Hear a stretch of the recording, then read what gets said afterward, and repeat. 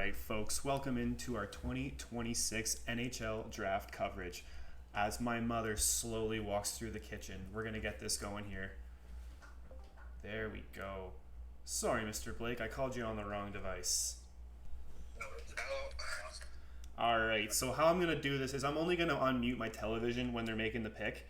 So, because I don't want to get banned when I post this later, so... Yeah. So, who do you think they're picking tonight? It's gotta be McKenna. Oh yeah, we all know it's Anyone other McKenna. than McKenna, I'm disappointed. I would be too. Well, Stenberg would be okay, but... I don't know. I know he didn't do the best in college last year, but the year before he outproduced McDavid in the OHL, right? So... I mean, yeah, and it's his transition was actually a lot better than I think a lot of people give him credit for. So he's going to be just fine. He went to a program that doesn't score a lot of goals and didn't have a lot of talent really outside of like Aiden Fink. So he's going to do just fine.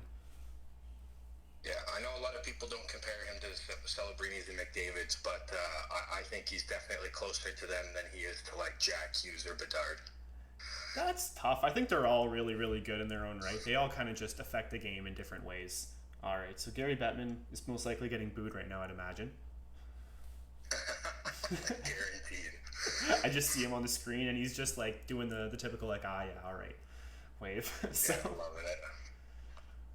I'm gonna have to be really strategic when I when I unmute my TV tonight. I can't do it for too long, so. Yeah, don't what is it, the copyright issues? No. I've seen how a few NFL people did it and they got away with it, but the NFL is a lot nicer than the NHL is, so we'll see. Oh, all right. Who's making a big release? Justin Bieber? What is happening? Okay. That's not bad, actually. Okay. Is he making the... What is happening? Is he going to make the pick just freestyling from the floor? I don't know. I hope He'd not. have to go up to the podium. Does he not? I feel like that'd be super informal. Everyone goes up to the podium. If he's not at the podium, he can't be making a pick. No way. Yeah, I don't think that would be very much against etiquette. But then again, Bieber is special. I guess, but you'd think he'd want to go to the podium. True. I like the Canada hoodie. I like that. Yeah. Wonder if he's still good friends with Marner. This is... And then a bunch of like different I forgot how much downtime there was on these drafts. Like, yeah, the first pick takes forever. I know they really milk it, and then afterwards it goes pretty quickly. Yeah, but yeah, like they should be on a 5-minute timer right after the first pick.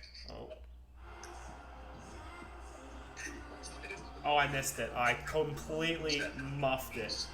All right, so Gavin McKenna has been taken first overall by the Toronto Maple Leafs. We're gonna get better each time. Love McKenna pick first overall. Yeah, so I'll do better.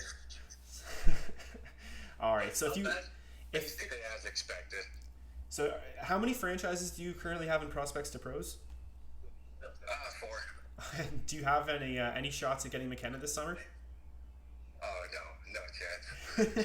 You know what though? I'm in another league where we do namesake picks, and I'm the Leafs, and I traded my namesake pick for Slavkovsky earlier this year in a bigger deal, and they're gonna get McKenna off my namesake, which I would have never thought possible. Oh, that hurts. Oh my goodness. Yeah, well, I got Slavkovsky, and it's like a banker league thing, so he's more valuable there than in a traditional league, but yeah, it does hurt. Yeah, no, I mean, banger leagues are completely different animals. I've never had the... McKenna. Look at that. Yeah, just to be expected. So A+ pick in your opinion? Yeah, it's slam dunk, you know. John Chayka's doing the right things. Easy moves. Get rid of Berube. Pick McKenna. And how do you like the Hiller hire? It's okay, to be honest. I wasn't my top pick, but I'm not too upset about it, honestly.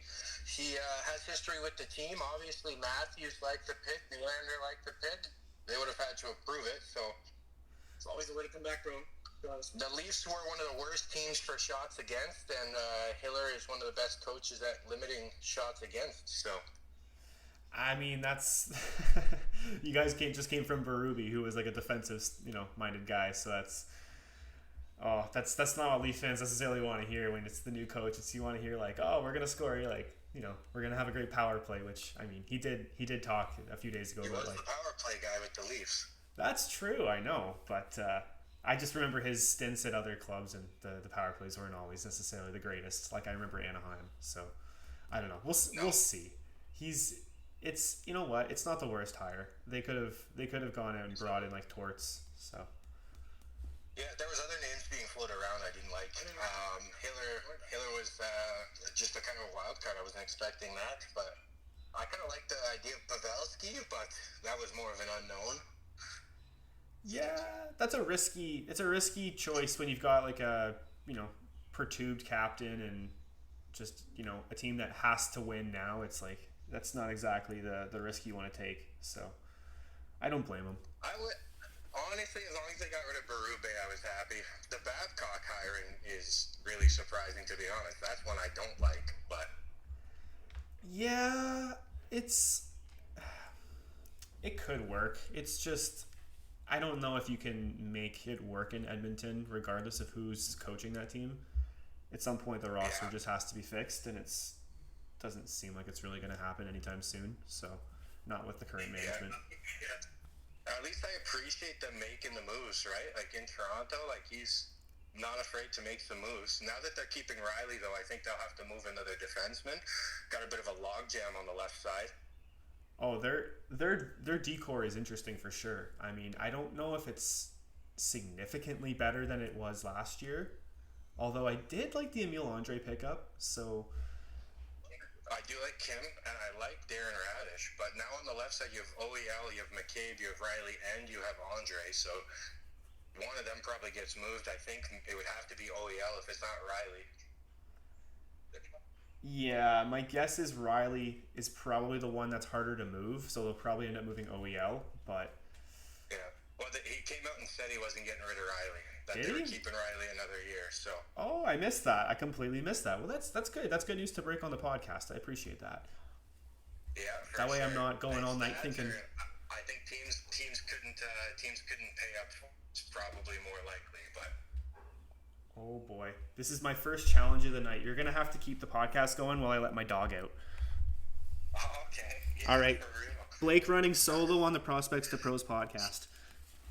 Just talked about the Leafs all night. Easy. Well, the Leafs need another top six forward. That's what they need, and everything's good to go. They got the top right-handed defenseman. They got McKenna. They get another center. Maybe it's Boone Jenner. Maybe it's somebody else. Who knows? But yeah, they get another top six center. The Leafs are golden. The McKenna pick is where we want to be.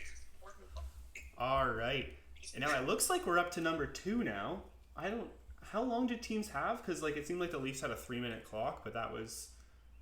I thought it was 5-minute clocks. It could be 3 minutes, but Well, it's been way more than 3 minutes now, so that can't be right. yeah, usually I think they get 5-minute clocks, but it's hard to.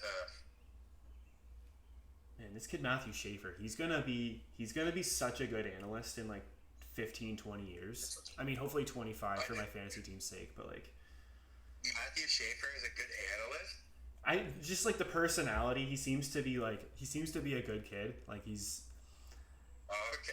I'm just watching him. Like he's been at like every big event in the last few months. Like he was at the OHL Draft. Now he's at the NHL Draft.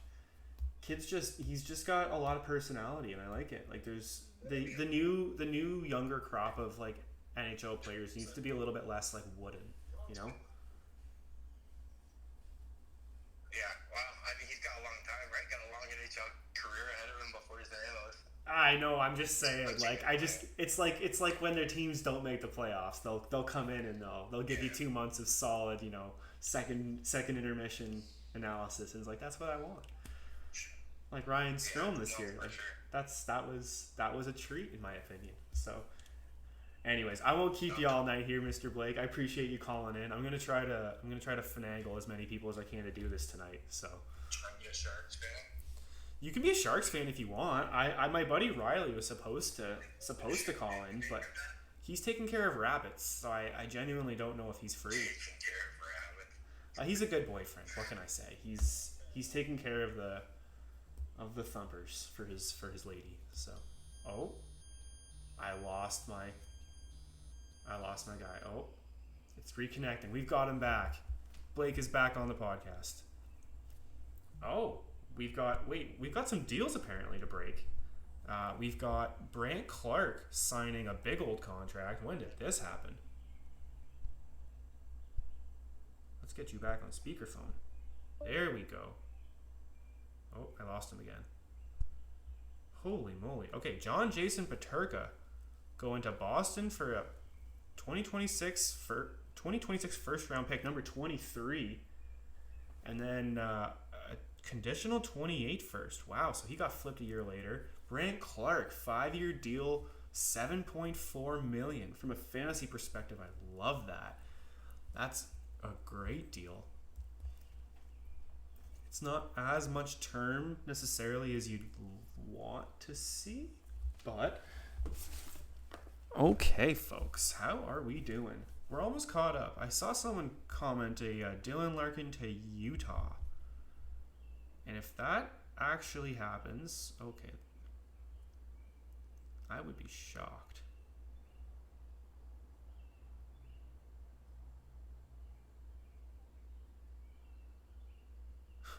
All the comments apparently do not like this year's broadcast so far. Why is Bieber still there? Oh, man. Go back to the Sphere. Yeah, I mean, considering the NHL is a billion-dollar entity, it's kind of weird that they don't use the Sphere every year, because it's like, I like when they're like, well, it costs a lot of money. Yeah, you guys are the NHL. Come on. You're one of the 4 major sports operations in North America. Get your act together. That being said, I'm watching this all on mute, so I'm actually having a very enjoyable experience talking to myself. And we had Blake on just a minute ago, which was great. How people do 2-hour long streams solo, though, I have the utmost respect for you. That's a Nick Miller callback. Ooh, 2 Twitter notifications. Darren Boyce. One of my favorite follows on Twitter from Puck Bunker. Yeah, it seems like the Jackson Cover love. I might be the only person that actually likes Jackson Cover within the top 10. Now, obviously, that's probably way too early, but who knows? Okay, so is Gary making the pick? Is San Jose making the pick? Who knows? I'm going to unmute it for a second. Of the new PWHL franchise in San Jose, Layla Edwards. Oh, so we got Layla Edwards making the pick. All right, we're gonna see what happens here. Wow, she's considerably taller than Gary Bettman. All right.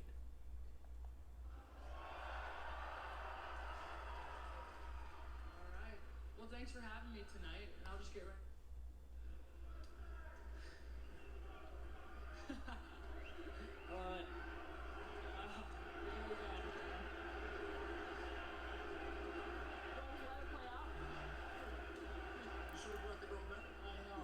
I should have brought the gold medal, he said.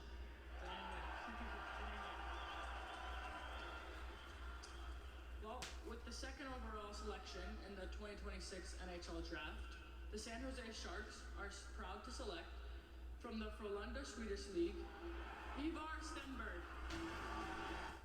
All right, Ivar Stenberg, number 2 overall. No surprise there. I mean, are we really surprised? They traded Eklund. That was the clear move. My buddy Riley here has got to be happy. He's got to be punching the air right now.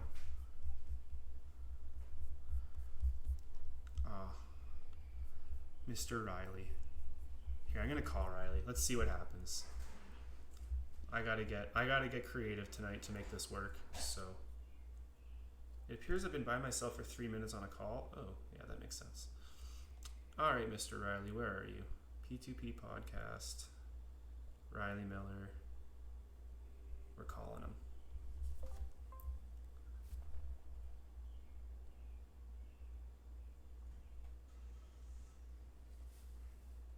Let's see what happens. Can we get Riley on the call?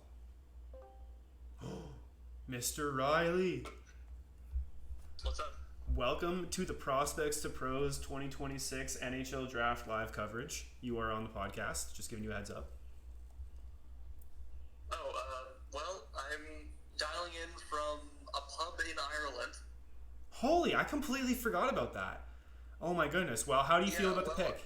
Well, having a car accident earlier this day. Yeah, I saw the pictures of that. That wasn't your car, was it? Or was that your car? That was our rental car. That was your rental car? I thought that was someone that was behind you. I misread that whole thing. That was our rental car. Oh, goodness gracious. Oh, so other than... Yeah, I don't have much time, so... I don't know what question to ask you now at this point, but they took Stenberg. How do you feel about it? That's the right call, right move, especially moving Eklund. I mean, it was bound to happen at this point. Now it's what do we do with the other picks? Do we turn it into another defenseman that's ready to go now, or do we turn it into a defenseman that could be really good in the future, like a Keaton Fairhoff or Ryan Lim? I think either we take a big swing on a defenseman, since we have a couple that look like they're decent in Polkamp and Cagnoni, but neither seem to be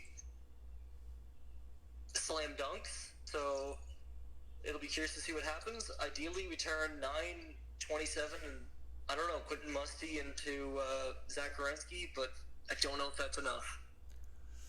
Yeah, I don't think that's enough personally to get the Norris winner. 2 straight 82-point seasons or 82, 83-point seasons is pretty incredible. So no denial. I just don't know who's outbidding that. Oh, I know, but at some point, if you're Columbus, you just say just because it's the best offer doesn't mean we're taking it. Free agency? Well, okay, Sharks sign him then. Yeah. Sounds good to me. All right, Riley. So 20 seconds. Give me the grade on this pick while I let my dog in. You're gonna go solo for a second here.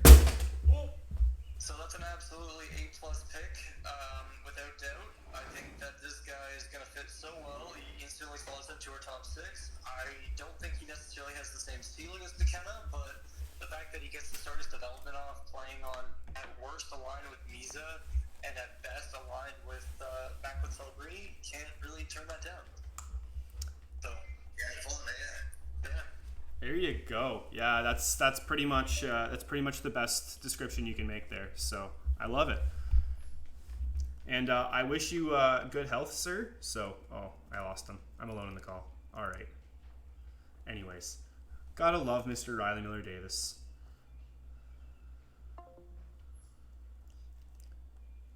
All right, folks. So my number 1 and 2 players are both off the board. So far, we have absolutely 0 surprises. You know what? I really need to not look at my Discord tonight because I'm going to get all of the picks spoiled for me. Where can we live stream? Ooh, you know what, guys? I have an idea. All right, I'm going to live on my laptop, but I'll move this to Prospect TV. Prospect TV. All right, folks, this has got to be the most riveting podcast you've ever heard in your life. Hey, now my dog is bringing in a rope that he wants to play with. Of course, Mr. Muffler he's had a rough day today. He didn't get to do everything he wanted, so. Join the voice channel, folks. I'm in the voice channel, folks. All right. Caleb Malhotra. Is he going 3rd? I don't know. It'd be a little bit of an interesting move to see a team with the head coach draft the son, especially with a 3rd overall pick. That being said, he is my 3rd overall player on the board, so it would make complete and total sense if they do it. Muffler, you cannot lay here. Muffler.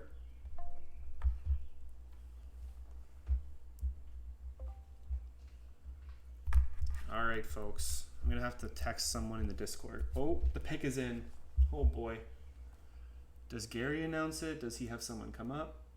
Fan favorite performance as Robin on the hit series How I Met Your Mother. They have Kobe Smulders doing it. Oh, this is awesome. All right. I'm officially a fan.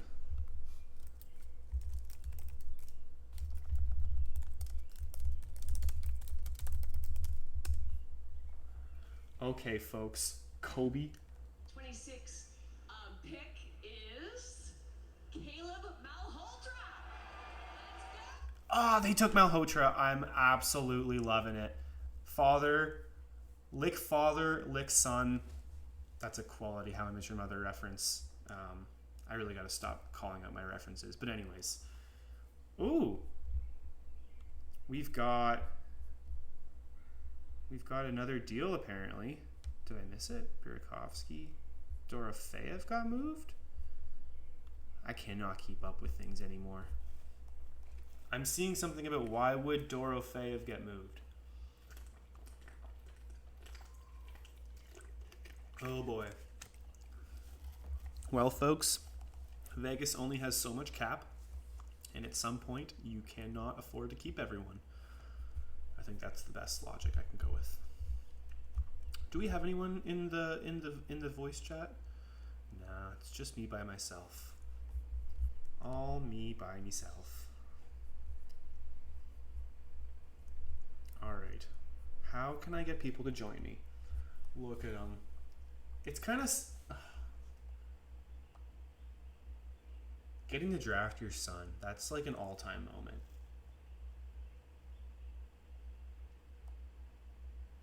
I mean, at least you know the head coach and the first round pick are probably going to have a decent relationship, or it's just going to be completely awful. You know, there's really no in between.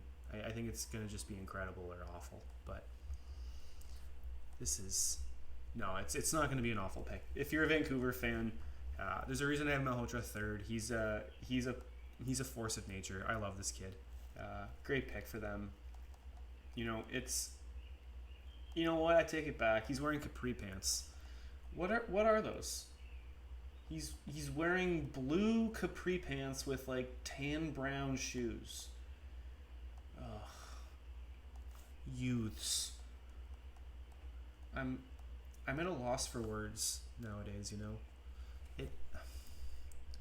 At some point the youths need to know that just the capri pants with no socks and ooh.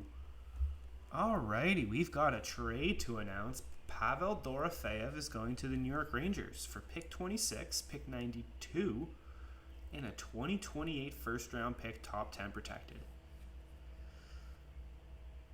That's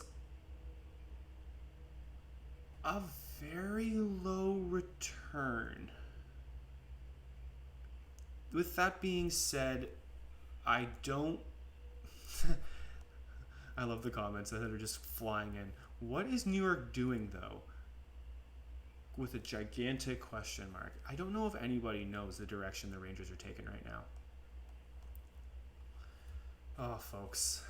This is such a hard thing to do for 3 hours, and yet I am doing this because, well, I wanted to do draft coverage with my buddies, but one's in Ireland, one's working, one's in, I think, New Jersey. I don't know. We're all very spread out and very busy, so. And unfortunately, we are no longer at the age where we can just watch the draft freely every year. 'Tis life. All right, back to the pick. Caleb Malhotra. I love the vision. I love the fact that he kept getting more explosive as the year progressed. And if you like progression from one year to the next as a prospect, you'll love this kid. Yeah, he's about to take off, in my opinion. He's heading to Boston University, where he should be the number one center. And I would expect him to have a very, very good year there next year. I think he needs 1 year. If he comes back for a second year, you know he's not coming back for a third. So maybe 2 years, but I'd expect 1 year, and then he will arrive in Vancouver. But they're not going to be in a rush. I don't think there's any reason to rush him right now with where Vancouver's at. So that's the good news. They can probably manage to finagle another top 5 pick next year, considering they were head and shoulders the worst team in the NHL last year. So we got 2 minutes until the Buffalo Sabres are in. My prediction for this pick would have to be... I struggle to see Chase Reed going here, and for the simple fact that Buffalo has invested an absolute crapload on their back end. Now, maybe, you trade Bowen Byram, you want to replace him, but they already drafted Radim Mertka last year, and I think, like, Matthias Samuelsson having his breakout, I don't really see a need for Chase Reed on this roster. Like, don't get me wrong, like, he might end up being the best player available right now, but I take it back. You don't draft for need in the NHL unless you're drafting like 1 overall and you're deciding between 2 of like the exact equal players and you just want someone that can step in right away. Maybe that's where you take the immediate need player, but no, I think at this point, if you're Buffalo, Vigo makes the most sense. And as I just said, you don't draft for immediate need, but I think Vigo does actually make the most sense. They lost Alex Tuck. They've traded away a few pieces in the last few days, and I want to say I can remember what they traded, but there's been like a million trades in the last 3 days, and I genuinely can't remember them all. So, they picked up Olin Zellweger. Yeah, no, there's no way in hell Buffalo is taking a defenseman here. I'm gonna try not to swear on this, but.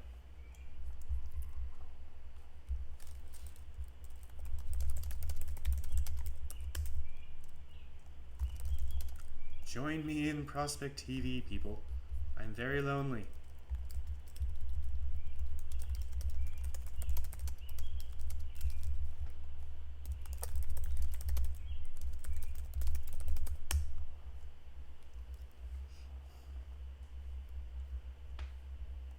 Lonely.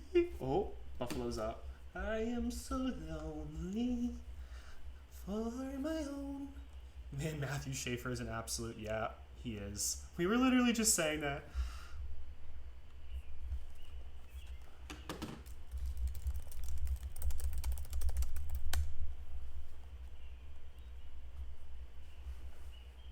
All right, Buffalo.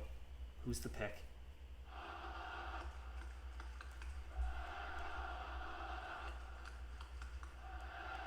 It's gotta be Vigo. It's gotta be Vigo. It's only right? We have a lot of unfinished business, but I get the honor to announce and bring to the stage Thurman Thomas. All right, so they're bringing Thurman Thomas up to make the pick. It's really hard to know when.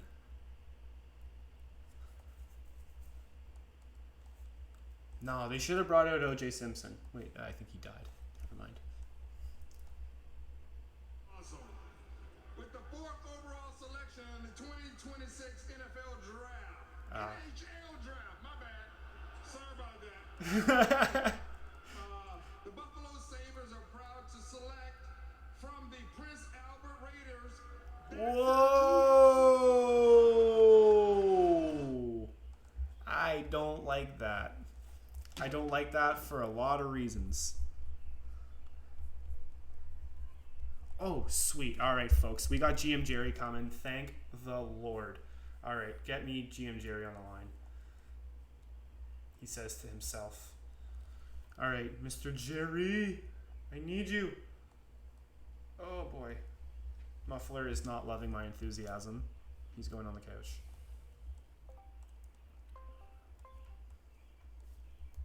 Oh, no. All right, hopefully I did it right. All right, Mr. Jerry. Oh, he's not in yet. I'm calling him. I'm calling him. I'm calling him.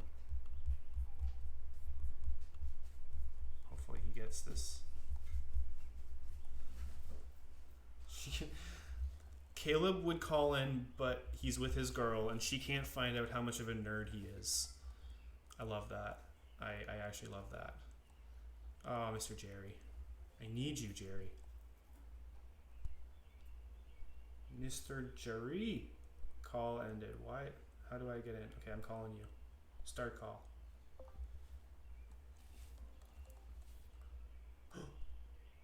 Hey. He's an all-around player. I wish I got to play with him. I never got to play with him, but in the draft game. Hey, Mr. Jerry. How's it going? I can have you on the stream, but I can't have any of the TV sound, or we're gonna get kicked. Yeah, I'm just turning it down here. My apologies. I will unmute the television when they're making the pick on my side, and then we'll have that audio for like a few seconds.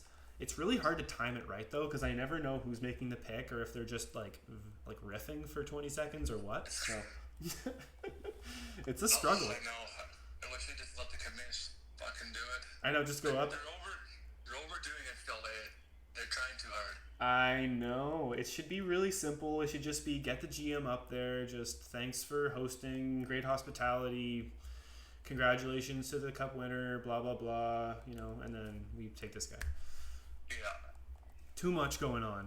Hopefully I can get you for a few minutes because running this whole thing solo is an absolute nightmare. People who do stream solo, I've said this like 6 times in the last 12 minutes, but like it's actually awful. I'm like trying to riff, and I'm like, I have nobody to riff with.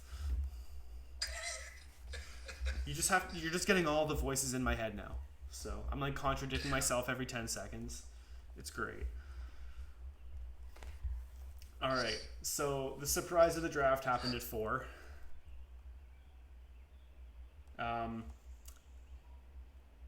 This clearly means there was a team in the top 10 that wanted Rudolph. Well, there was rumblings that like Regina, Jesus, the Rangers were looking at Rudolph. Like I know there was a lot of kind of small noise along the Twitter sphere of watch out for Rudolph to be this year's Beckett Seneca. I can't remember when I saw that, and it got me thinking the Rangers were probably going to be the team that did that, right? And did not have Buffalo on that list, but see, damn. Before you came on, I was more or less like, I thought this was going to be Vigo because, Buffalo's got a nice window right now. Vigo would help that in the immediate and long-term future. I just, they've sunk a lot of assets into defense. And I'm not saying there's anything wrong with that because, like, defense does win championships. Like, look at what Carolina, that was team defense more so. But I guess I just look at Buffalo and it's like you've spent 2 first overall picks. You've spent another top 10 pick on Mirko last year. Now you're spending 4th overall on Rudolph. You spent whatever they got, they traded to get Byram originally. Matthias Samuelsson was a 32nd overall pick. Like, there's just a lot of assets they've sunk into their back end. And now that's 2 years in a row taking right-handed D-men. So I don't love it from a team-building perspective. With Bork, it seemed too easy. And in the back of my head, even though Bjork is, he's a thick, short guy, I just had a hard time believing that they'd want both him and Benson in the top 6. Yeah. It seemed to be like, and like, I think he's going to be a great player, and it shouldn't be a problem. But I think from the old boys in the room, we're probably is that the Montreal conundrum right now? With like, can we win a championship with Caulfield and Hudson as like core pieces? I don't think so in Montreal because you have enough complementary pieces there that True. can have you be successful, right? Like, the rest of that blue line ain't that small. As long as Cooley can stay healthy, I'm sure they'll find some way to, like, maybe they'll be on the Revsky train, right? But up front, it seemed to work in the playoffs. They were able to battle through, but if the Habs got Werenski, holy moly. That would be that'd be something else. I don't know if that would be the move they make, but no. Yeah, it's what a start to the draft. Like, not really surprises in the first 3 picks.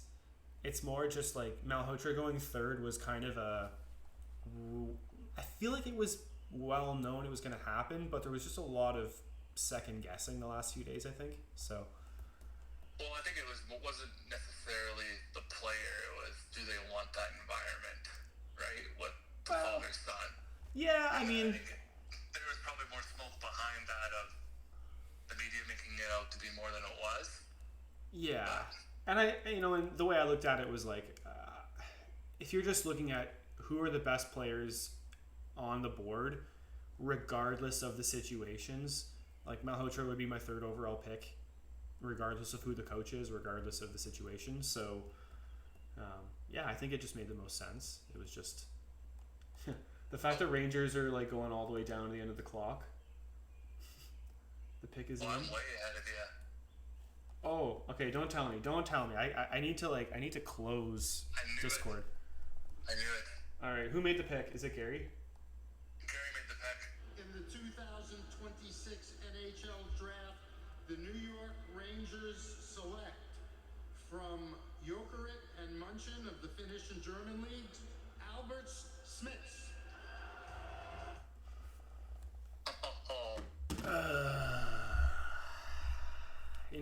These are two players that I had in the 20s going back to back in the top 5. So Reed and Carroll's are still there. what? That is I love it personally. insane. I love this. Like just from a fantasy perspective, this is gonna cause both Schmitz and Rudolph to get overdrafted. Although I think most people, especially in prospects to pros, will be smart enough to recognize that Buffalo has absolutely no opportunity really for Rudolph unless Oh my there's God. Reed or Carroll's is gonna follow San Jose, aren't they? Don't say that. If San Jose gets Reed or Carroll's at 9, That's totally. there's no Going way. Calgary to Bjork. Seattle's gonna trade the pick. Is Calgary taking Bjork? I mean, I feel like everyone and their mother has been predicting I think that. Calgary's I just, in love with him. yeah, no, I don't blame them. That's good value at this point in the draft, actually. Man, I hate this pick for the Rangers. What is this? Oh God, trade. How far ahead I'm are trying you? to spoil it for you. I apologize.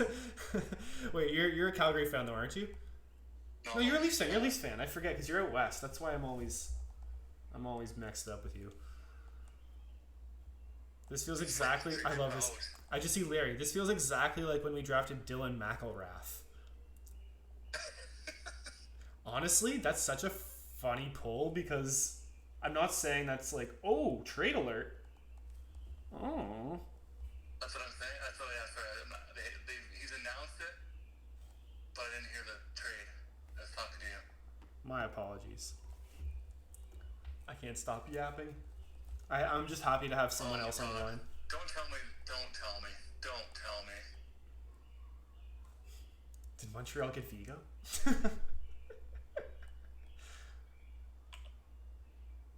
Oh, I think they're announcing the other trades here. Oh, that would make sense. There was like 2 in the last few minutes. I hope I have you for like an hour because it's a depressing life. So my wife's not home right now. She's on her way back, so I am all alone watching the draft. Oh my goodness, that's the dream, isn't it? It is. Yeah, I've got my dog here. Oh no, he left the room. Poor guy. Okay, so Dorofeyev to the Rangers. They get Dorofeyev and Schmitz back to back. I like that. That's. Well, Dorofeyev's not that old. No. I like that. That's a good, like, those are good moves. Yeah. Especially the cost for Dorofeyev was like a no-brainer. Depends on what they have to. The only thing I worry about is how good are the Rangers going to be, really? Like, what are they doing? Yeah. I guess you hope that you're later than 10 next year, and then when you do suck the year after, I don't know.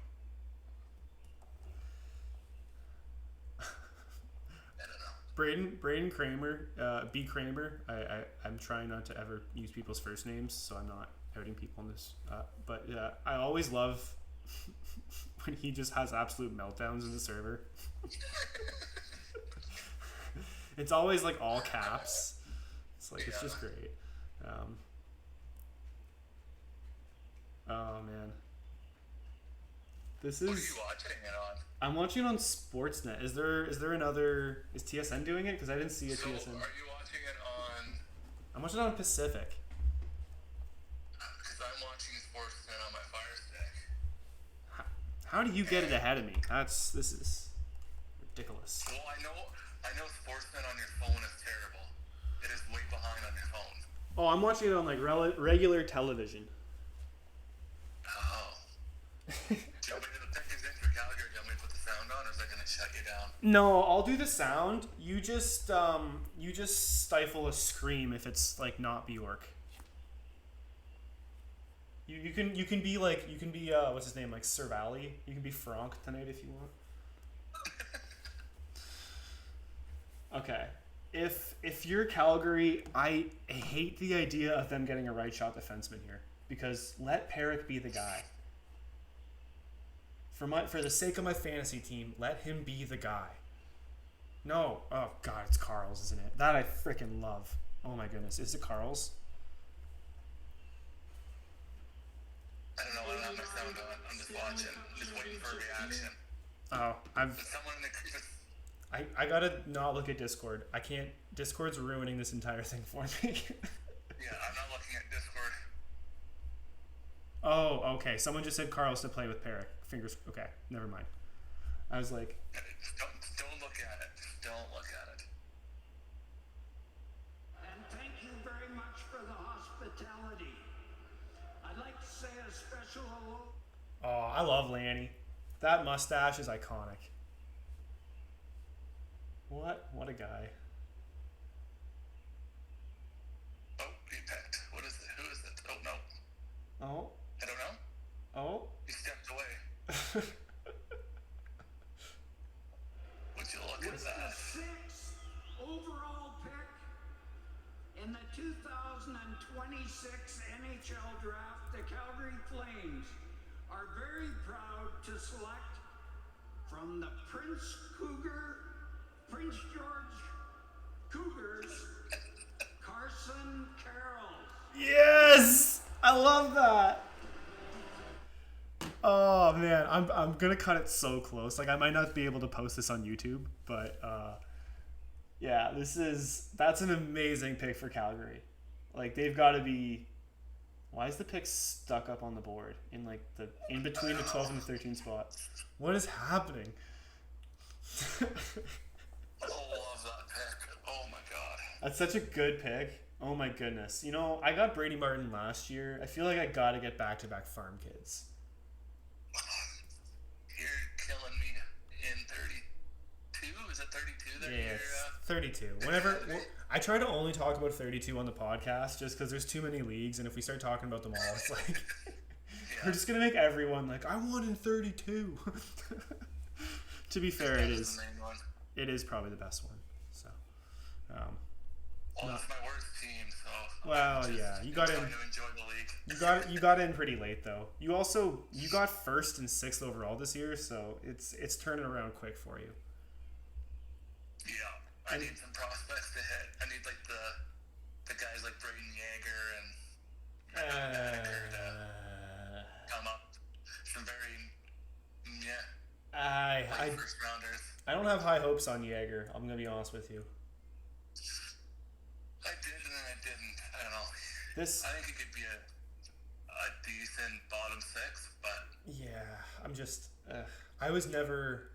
He was the kind of player where it's like he would score those goals like in transition with that really nice wrister, and it's like, oh, like imagine if he can start doing that more. But you'd watch him and you'd like, what does he really do shift to shift? And like he made it onto the Canadian World Junior team, and I just never really saw it with him. Like it was, I don't know. To me, he was part of those like bottom 6s that just never could score for Team Canada. So, yeah, I'm not trying to crap on your prospects here. I'm just.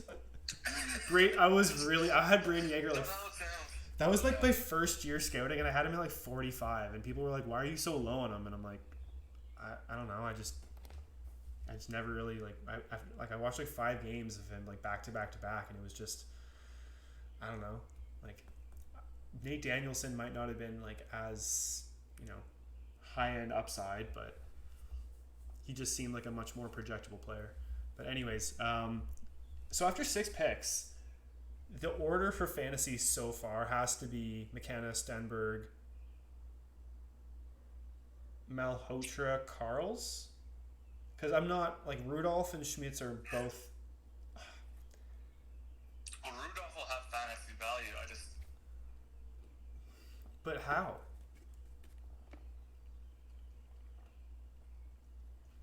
Because Darlene's a lefty, right? Yeah, but they've... This is the issue I have. Like, Darlene's locked up. Samuelson is locked up long term on a great contract, so he's not going anywhere. And he had a breakout year last year. Maybe they're not. Maybe they don't want to bank on Samuelson. Bad contract to a great contract. I know, eh? It was crazy. He went from legitimately like one of the worst to one of the best. That's why Dynasty is. It's a game of patience, I would say, a lot of the time. But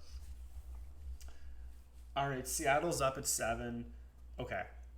This is where, like, I'm not a huge Chase Reed guy, but if they don't take Chase Reed, what are they doing? Hey man, Reed's falling to San Jose. It's happening. I actually understand the Chase Reed kind of fall. Like, I had Reed at 6 on my board, I believe. And, like, you had him at 6 or 7 as well, did you not? Yeah, I had him at 6. Yeah, we both did. Yeah, and, like, I kind of get it. Like, I loved his skating. I don't love his skating. Like, I like his forward mobility. But I mean, he put up a lot of points, but if you go back and watch, I didn't obviously watch every game of his, but a lot of the plays on his highlight reel, there's so much luck associated with how that puck ended up in the net. It's like... Yeah, there's that, and, like, he does so much damage in transition, which is not... Yes. That's not how you're going to create offense in the NHL as a defender. My other issue with him is, like, he's not a physical defender. It's just not in his skill set. Like, he's just not. He's more of like an angle you off the like angle you away. Like, he's not a physical. Like, he's not going to separate players from the puck. All right, selection. The Seattle Kraken select from the Sault Ste. Marie Greyhounds, Chase Reed. All right, so they just took Chase Reed at 7. I think that's a great pick. Like, if you're Seattle, you got to get upside. You've got to get someone that's not, like, a second, third pair defenseman or a middle 6 forward. Mm-hmm. And, and this is good enough that, like, I'm not saying they will, but they could go full NBA here. And he's got that upside that he has a lot of value if you still wanted to shop this pick, essentially, right? I'm not saying that's the road they're going to go. You don't see that in the NHL that often, but... It's... If you're Seattle, like, you got to be patient. You can't try to rush this. They seem to want to rush it, though. They tried to get J. Rob last night, and was that last night or was it the night before? Well, I don't know if that's rushing it necessarily. I would say that's just trying to make a big swing. But I don't... They're rushing it with, like, patchwork kind of roster, and it's not conducive to long-term success, especially in a Western Conference that's got, you know, juggernauts ascending with San Jose and a current juggernaut in Colorado and Vegas that's just always there. But as Jeff Merrick puts it, I don't know how much you listen to the sheet, but he pretty much describes Seattle as they're just hitting singles out there. They're never really swinging for a home run. They sometimes play it too safe, right? And it's got them to this point, a very, you know, middle of the pack, boring team. They should help with that. Yeah, I do like this pick. The only, Vigo maybe would have been all right for them, but I'm a little surprised to see Vigo fall. I mean, I'm not, because he's shorter, but I don't know. It can't happen every single year where there's, like, an obvious player that's 5'9" that's really good, and we're just gonna, like, drop him every year. The silver lining here is Florida doesn't own their 9th overall pick, and I'm gonna land him now. Wait, Because I was does worried about that. does San Jose get Vigo and Stenberg? I know they don't, because that'd be just stupid. But like, they could. Why not? That's What kind would of. the Jets do here? Oh, the Jets should take Vigo. That would make sense. You can probably convince a Swedish kid to live in Winnipeg. It's not. I don't know. They go Vigo, and then San Jose goes Malte. Yeah, I'd love that for San Jose. That would be. I think that would actually be the smartest play for San Jose. I mean, if you're going off my board, it would be taken. Bearhoff's still there, and I know I have Bearhoff ahead of Malte, but I'm just thinking. I will say, I feel a little bit vindicated on my board right now. Like, my board is actually holding up really well, other than Rudolph and Albert Schmitz going really high. I had Smith at 14, I think, but I wanted to put him lower. I just like his floor. Yeah. Is so high that I'm like, I mean, it kind of reminds me of the Steven Solberg draft where everyone was just in love with him playing pro. I mean, I think Smith is definitely a stronger prospect than Solberg was, but it's very similar. Guys are just like, yeah, he's played against pros, you know, he played in the Worlds, he played in the, you know. That's just such a tough way for me to evaluate a prospect, because like, you should never be saying like, to me the way you have to frame it is like, what are you getting 4 to 5 years down the road? Because a player's peak, like the average player's peak is going to be like, for a defenseman in fantasy, believe it or not, it's like 24, 25 years old. For a forward, it's about 27, 28. So I just struggle with the idea that like, we're going to take a player in the top 20 because he looked really good against pros as an 18-year-old. Like, obviously, if there's a high-end skill set, sure. And if like the player thinks the game and like sees the game at a high level, but like, I don't think Albert Schmitz is a smart hockey player. Like, I think he's capable of playing a solid, like, I have no problem with him as a second pair defender who plays it safe. But if he tries to play that like really uber aggressive game that he's sometimes played, I really don't like that. Like, I really don't like that pick for the Rangers.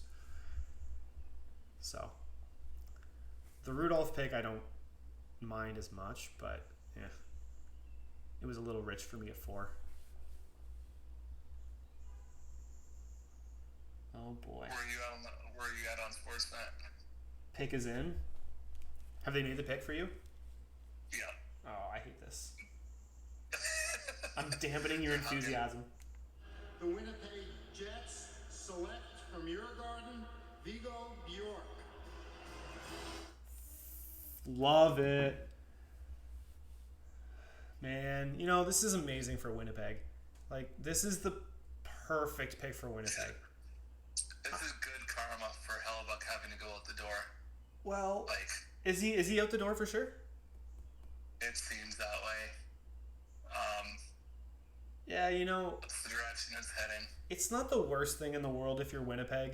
I mean, okay. Let me just float out like 2 different scenarios. You've got scenario A where like they try to contend for like 2 to 3 more seasons and they are very average because Hellebuck drags them to relevancy, but not enough to be like a playoff contender or even playoffs, I'd argue.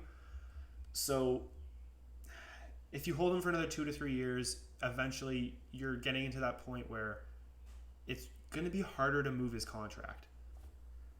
Yeah. So if you get out from the contract early while he still has significant value, your team is also kind of in need of a bottom out, in my opinion. Like, they kind of, I'm not saying they need to get rid of Cheveldayoff. I'm just saying they need to commit to an actual, like, if not a full rebuild, at least a retool. And I'm not saying this kid can replace Ehlers, because he's definitely not the skater that Ehlers is, and he's not necessarily he's not the same play driver. He's more of a play connector. But I love this pick. From a fantasy perspective, like, the opportunity he's going to get is significant. Like, I think he steps in right away next year. Does Bjork jump to number 4? in prospect drafts now? Oh, yeah, I don't know. I think he does just based off of opportunity in terms of like where I have him on my board. I had him at 5. Yeah, no, to me he would be the 4th player now. I mean, the only issue I have with Carls is that I don't see Carls overtaking Peric as the power play 1 defenseman. I think Carls gives you an absolutely rock solid number 2 power play defenseman, and I think Carls and Peric as a pair is like they just insulated Peric in the best possible way. So, in my opinion, the top 5 of fantasy drafts at this point now should be pretty much locked in. I don't know the order, but like Malhotra, Bjork, and Carls 3, 4, 5. Chase Reed, you can make an argument for, but I would personally take Carls. That's going to be interesting because in the Prospect to Pros community, everyone was Reed, right? I feel like you and I were one of the few outliers that had Carroll's. Yeah, I mean, it's tough because I'd say like, well, the community doesn't necessarily represent like who the better player is. Like, they're all going off of more or less like we're all going off of information from scouts. Very few of us, I'd say, are going off of like what we've seen on tape or what we've seen in person. Not to say that people aren't in the community watching tape, but I just think it's like there's a smaller number that are really digging into it in a deep way. So yeah, I just don't like Chase Reed is in Seattle is an amazing landing spot from an opportunity perspective, but from a like how they've developed players, no. I don't know. If I was to trade down from 5 to 6, and you were to give me what was the deal that we talked about? I don't mind. Second next year and Clark Caswell plus 5 for 6 was what you'd offered. So yeah, so I moved down 1 pick and you send me Caswell and a second next year. I don't hate that. Halifax the second, I think. Oh yeah, and it's the Halifax second, which okay, Halifax that's going to be a mid-second next year, but still, it's a good draft or supposedly good draft. So. Yeah, we thought this one was going to be. Well. Maybe this one would be. be. I'm actually. It's deep, but it's just, I think it's going to produce a crap load of bottom 6 forwards. It's going to produce a crap load of players that are like really, really, really useful to good teams. Yeah. Like I just see those kind of. In the past, I don't know. There's going to be a lot of the names that get drafted tonight that you're going to see on the TSN trade Senate list like every year. Playoff teams are grabbing guys to. I'm trying to. In the bottom 6. So I want to ask you a question. So last year's draft, I think, is like a good kind of example of how do you value players for fantasy outside of the first round, or at least like how do you value players that weren't first round picks. So let's say you get a player like Cole McKinney, or a player like who's a second round pick last year that was kind of flashy, like considered high upside. I was gonna say like Benjamin Cavan, but think of maybe a little bit of a bigger name. Doesn't have to necessarily be like a great prospect. It just has to be like who was a big name in last year's class that went in the second round. Yeah, if you can pull it up for me here. I'm just trying not to get it spoiled here because the pick is being made on my TV. Is it? Okay. I'm so sorry to do this to you. Really taking one for the team. It's all good. I'm not looking at my phone because Discord's going off right now. Yeah, I had to completely mute my laptop. Oh boy. For the San Jose Sharks, please welcome back Layla Edwards.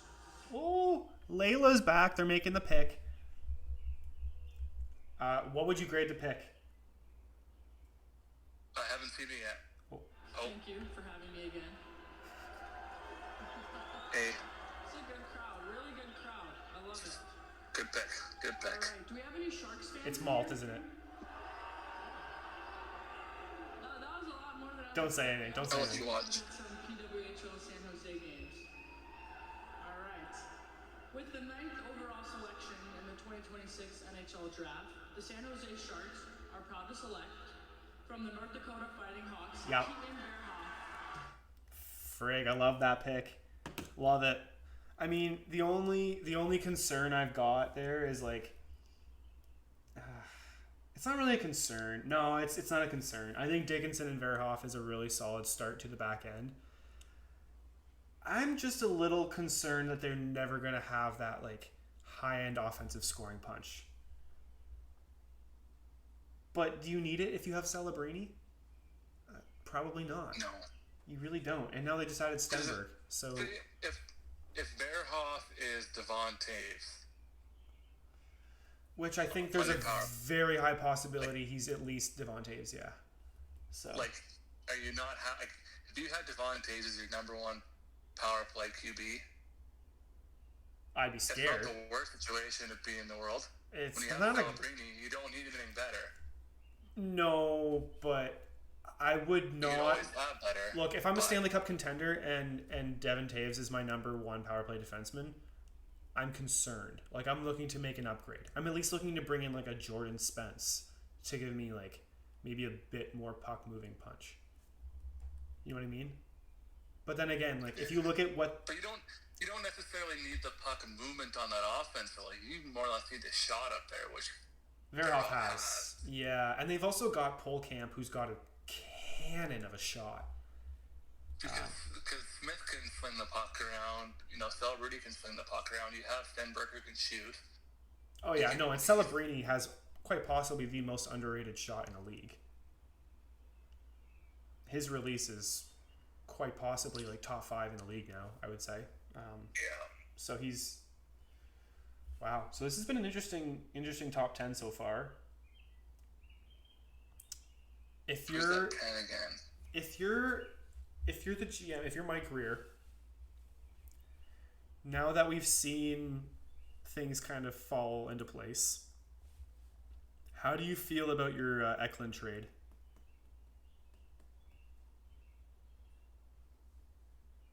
I think you feel better about the Eklund trade with how this draft has ended up than if you would have used 9 and 27 to go get Byram. Yeah, I think potentially. I think San Jose lucked out. Falling to you at 9, like that's pretty satisfying if I'm San Jose. It's definitely good that Chicago outbid San Jose, I think, in hindsight, but yeah, and is there any chance you think Verhoff starts the year in San Jose? No, he needs another year. Oh, I agree, he needs one, but that hasn't stopped. They don't rush him. I think you just want to see a little more of that confidence from how he looked in Victoria. Well, the one thing I thought that was interesting, when I split my data for prospects into 3 different, groups, 4 different groups actually, if I include the playoffs, but like Verhoff, he started the season as like a low 1 point per game, scoring point per game, and then he was up to 1.54 in the B portion of the year, which my guess is that was a small sample size because the B sample is like November 23rd until January 25th, and basically a month and a half of that would have been taken up by the World Juniors for him. So I guess like my only concern for Verhoff was more just that like he did have that really big progression, but then he cratered in the last third of the season. His minutes went down. He was really sheltered. I would be a little concerned with Verhoff that like we've kind of seen the best from him. Not the best, but like I never want to say that you've seen someone's best when they're 18. I think that's insanely ridiculous when you're talking about like potential pro athletes. But I'm just, the skill set that he has, like how much do you think there, like in terms of room to grow? I think there's quite a bit. I think once he gets more caught up to the pace of the NCAA level, I think you're going to see a lot more of that player that we saw early on. Like, you notice a lot of a lot of his knocks last year came off of, poor plays when he's just trying to do too much maybe, and, like the bad turnovers when trying to carry the puck through traffic and all that. And I think it's just, once he gets his strength back and gets kind of back going, I should say strength back, but I don't think people realize how big of a step it is to go from junior to college playing against men, right? And that can sometimes kind of heighten those the skating challenges and those turnovers and everything. I just think one more year to get his confidence and to get back to how he wants to play. Yeah, I definitely agree, because I saw him in Victoria and I loved him. We got Luke Combs making the pick for Nashville here. What are we doing here? What's your thoughts? Wyatt Cullen. They've taken too many D. They need skill. Music City and a hockey town. And so this next selection, they'll learn to appreciate beer chugging. Okay, I'm just... All right. With the 10th overall selection in the 2026 NHL Draft, the Nashville Predators are proud to select from the United States National Team Development Program, Wyatt Cullen. Yeehaw! Called that one. Sometimes I think they're just really easy to call, and like, okay, if you're the new GM coming into Nashville, like, this pick to me was telegraphed the moment they traded Svechkov and Lura. This was like a sign of like, okay, we've got enough middle six, like, scrap. We've got enough undersized mobile D-men. Like, let's start bringing in skill in the top six. Let's start bringing in I love it. Like, this is an amazing pick in my opinion. He was I had a hard time not putting him in my top six. He doesn't create quite enough for others yet, but my goodness, the skill, the skating, I don't know. I think this kid's going to be like a Matt Boldy type player. So this landing spot is elite, and the idea of me trading down to 6 now is like, I got no problem with it, because if I can get Cullen in Nashville, that's a sick landing spot. Mm-hmm. Like A+ pick. Yeah, I should have been able to call this one. I forgot. I don't know why, but I forgot. Got so lost in the chaos of top 9. Cullen should have been the easy one. Well, no, it was tough because you were going on the Verhoff analysis like right up until the pick was made. So I was thinking about it the whole time, and I'm like, oh yeah, no, it's Cullen. Like it made the most sense in terms of upside on the board. I didn't think they were going D-men, because between Molendyke and Cameron Reed the last 2 years, it's like I don't think they had a real organizational need, and it seems like they had moved out some forwards, so it's like, yeah, this is kind of a logical jumping off point for them. So I love it. It's if Trotz is still there, this pick's probably Belchez, right? Is Trotz still making the pick? If Trotz is making the pick, like, let's be real, it's probably either Belchez or like Xavier Villeneuve. Like, there's no in between. Like, dude loves undersized mobile D-men or just scrappy wingers. There's just no in between. And you know what though? Like, okay, as much hate as Barry Trotz has gotten for some of the moves he made, I actually kind of like his drafting the last like 2 to 3 years. Like, I really don't hate he some of hasn't done that bad. He really didn't. Like, the Yegor Surin pick, that was a fire pick. Like, I love that kid. And don't get me wrong, like, he might not be a world beater, but you got like an incredibly good third line forechecker that's also gonna, like, I thought he was one of those smarter players in his draft year. Like, he's really good at connecting plays. The puck never really sticks on him for too long, which I think is an underrated facet in a young player's game, where it's just like, hey, like, I can make very quick plays. Like, with him, it was like one touch passes all the time. That was the one, like, the first thing I really wrote down with Surin was just like, the amount of one touch passes he made in the MHL was pretty astounding. So I don't know.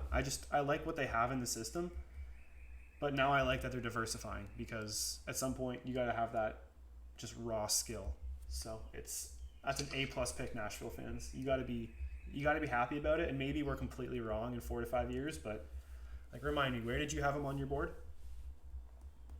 Colin? Yeah. I had him 8, I believe. Damn, our boards are. Board back up. We had very similar boards.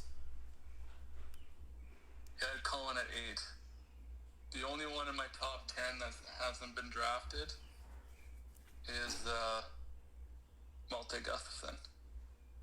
Yeah, and see, I think that's just I can see him dropping to maybe like 12 or 13 simply because he doesn't have a statistical profile that suggests he's like that high-end number 2 or 3 defenseman.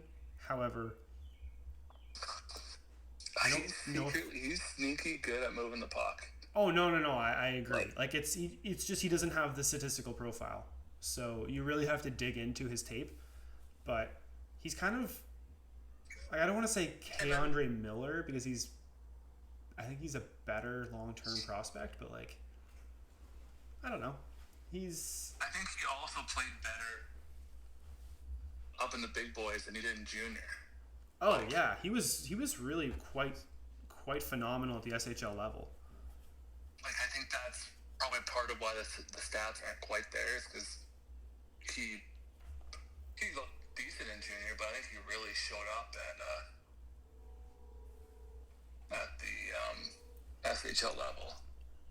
Do you think he's in for St. Louis on my end? Do you think the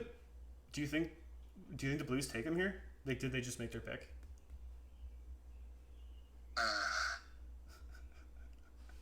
That's not a good noise. Probably. I haven't seen the pick yet. Oh, okay. I thought the pick was in. I thought that was like oh no. I was looking at my draft board and like trying to think of where they could go here. Yeah, I have no idea. Oh, the pick is in. All right. So, not a lot of debate here. All right, Mr. Gary. Before making the 11th pick, Oh.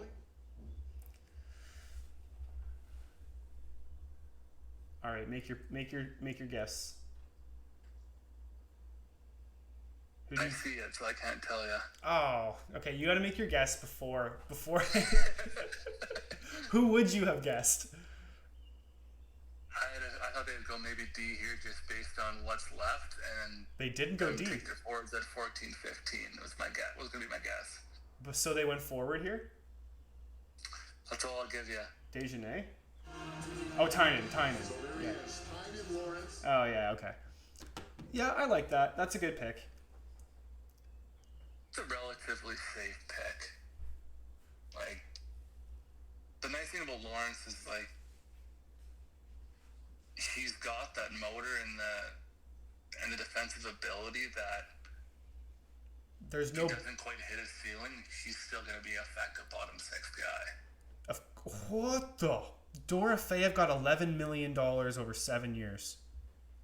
Like an $11 million That's cap what hit. Vegas traded him. Holy crap! That explains the price. I knew he was wanting 10 plus. That's crazy.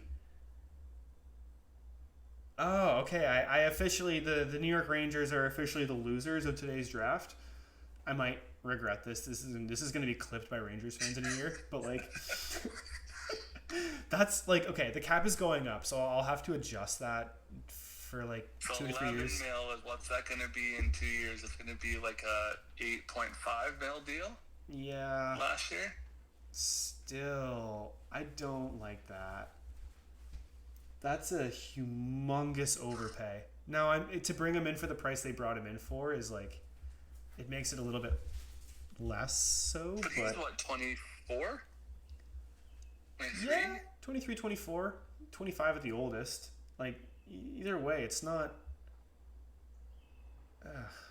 That's a good pick for St. Louis, though. I like Tynan Lawrence there. Like, at worst, you're getting a really good third line center, and at best, you're getting maybe a Robert Thomas replacement in 2 to 3 years. Like, he might make Thomas expendable. She'd see my mother here. She's like trying to like tiptoe around like a mouse. It's okay, mother. You can make a little bit of noise. She's like gritting her teeth, like I'm so sorry. Mom, it's not gonna make or break the podcast if you make a little noise. It's good. Don't worry. Man. Yeah, it's all right. So my player that I have way higher than anybody else, other than like elite prospects. Where do you think Jackson Cover goes? And do you think he goes in the first round? Actually, let me rephrase that. Do you think he's a first round pick tonight?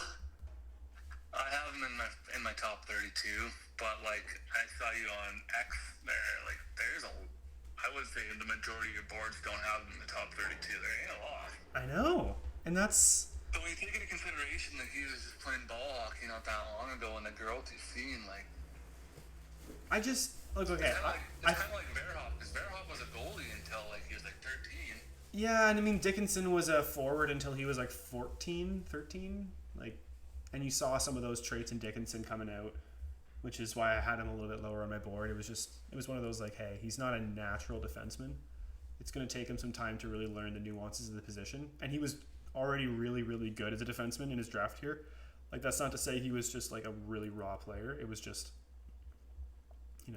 he was being carried by just elite skating ability at the OHL level. So, yeah, it's, oh my goodness. Oh, I've lost track of where we are in the draft. We're at 12 overall. Who's even picking right now? New Jersey. Oh, New Jersey was where I really was kind of like eyeing Wyatt Cullen. Tynan Lawrence would have been the other logical pick there, I think. I think Ethan Belchetz makes so much sense here, if not Adam Novotny. Although their D-core could use some work now that Nemec's been dealt. So, what's your prediction? I'm gonna say they go Belchetz. Yeah, I'm going to. All right, Sonny Meta's their new GM. They're not taking Belchetz. Oh no, that's a good point. Tommy Blale, no, there's no way. Alex Command. Yeah, Command would make sense. I think a big forward would make sense here. So, I mean, I'm trying to think of big forwards on the board. Dejanay, maybe? Dejanay's too early, though. Maybe Ilya Morozov. Oh, that would be sexy. I'm going to say Ilya Morozov goes here. It's a bit of a swing, but I don't know. I look at their depth down the middle and what they have coming, and I don't know. I don't think that is necessarily a bad pick for New Jersey. All right, what's happening here? They're showing the War Room.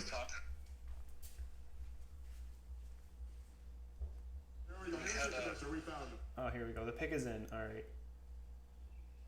Yeah, I'm just going to say Ilya Morozov. That's my guess. Selection in the 2026 NHL Draft, the New Jersey Devils select from Abrero in Sweden, Alexander Kuman. Oh, Mr. GM Jerry with the call on that one. I like that. Yeah, I had a feeling just because I put a bet on Command to get drafted after 15th. And I'm like, there's intel somewhere, someone above that likes him at that line. I felt that line was a little low. Yeah. At 15.5. No, I like that pick for New Jersey. Like, such a good two-way center. It's a little bit higher than I expected him to go. But in the draft, that's kind of like weak at center. Or not weak at center. There's not a lot of high-end projected centers in this draft. Like, it's Tynan Lawrence, it's Vigo, and that's kind of it. Like Suvanto, if you want to call him that, Morozov, but those are like third-line projections. So Suvanto is like a third-line center. Yeah, at best. I'm really not a big Suvanto guy personally. Like, I think he's an easy projection to be like a bottom six, like Oscar Back type. But like, I'm not taking Oscar Back. This is a bad example, but he reminds me kind of like how everyone talked about Zether coming into the draft. Just a guy that's not going to be very sexy offensively, but he should at least be a bottom forward. I thought Zether had some nice soft skill myself. I thought he was like a really skilled player personally. But yeah, no, I agree with you on in that take. I like this pick for New Jersey though. He's like, I think he's going to be their second line center down the road. Well, that's rich actually. That depends on what happens with Hischier. Graphic coming up then. Oh, did Hischier get a what just happened? They're just showing the analytics on command. Kind of reiterating what you're saying. Oh, yeah, that's I was just watching that one goal. Oh my goodness, they're using EP and Huddle. Oh my goodness, seeing this on Sportsnet, this is actually really cool. This is like, they've gone full nerd. This is actually like, yeah. I've always said like the NFL, NHL, like all the major sports, they need to get away from the traditional broadcasting model of like, we're just gonna have the same 3 and 4 people in a suit every game, every playoff game, and like just get content creators who people enjoy listening to, or like that are smart and like entertaining, and get them to like do like streams, and like you don't have to like make it a monetizing thing. Like obviously they need to be paid, but like give people options. So if they don't want to watch the same broadcast over and over, but I guess you can't have. I'm just imagining like a content creator going off and like saying the N-word like 25 times. So I don't think the NHL can really risk that. So I don't know how my brain went there, but like, yeah, anyways. All right. So yeah, leave another option at least. Anyways, yeah. I like for the NFL more so, because the NFL is much more of like a tactical game. Like the NHL a little bit less so, but still very heavily tactical. Just the NFL is like a chess game every 5 seconds. So, all right, Islanders. What are the Islanders doing here? Yeah. Is this a multi-spot? Do they go D? They got Aitchison coming up on the. Aitchison's a lefty, right? Yep. Schaefer's a lefty. Malt's a lefty. So I don't think Malt's gonna be a pick here. Although I think Malt can play the right side, but they took Eklund last year. Is this where they go weird, like Klepov or something like that? Like, do they just swing for the fence? Let me check. I just feel like a guy like Novotny or Tegane might be too.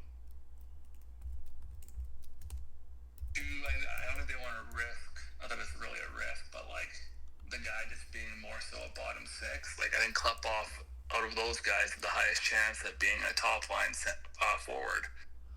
Okay, if I look at their draft last year to just get an idea of what they kind of like Schaefer, Eklund, Aitchison, Prokhorov, Politin. Okay, they love Politin, Prokhorov. Those are like really solid, like 6 foot and up, like good forecheckers, speed, physicality. They love speed and physicality. Eklund, Aitchison, like those are all guys with like above average speed and physicality, especially Eklund at his size. Like that was the one concern usually you would have about a smaller player, but like I didn't have last year with Eklund. So if we're just looking like, yeah, Klepov would make sense here. Desjardins would make sense here. Belchetz would make a lot of sense here, actually.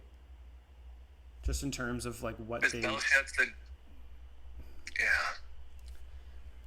Like, I don't know. They're not taking. I see what everyone sees, but there's something that worries me about him.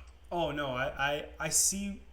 I completely see Belchetz in like the 22 to 32 range. But even there, I'm like I'm not gonna be like over the moon about the pick. It's just like, hey, it's good value.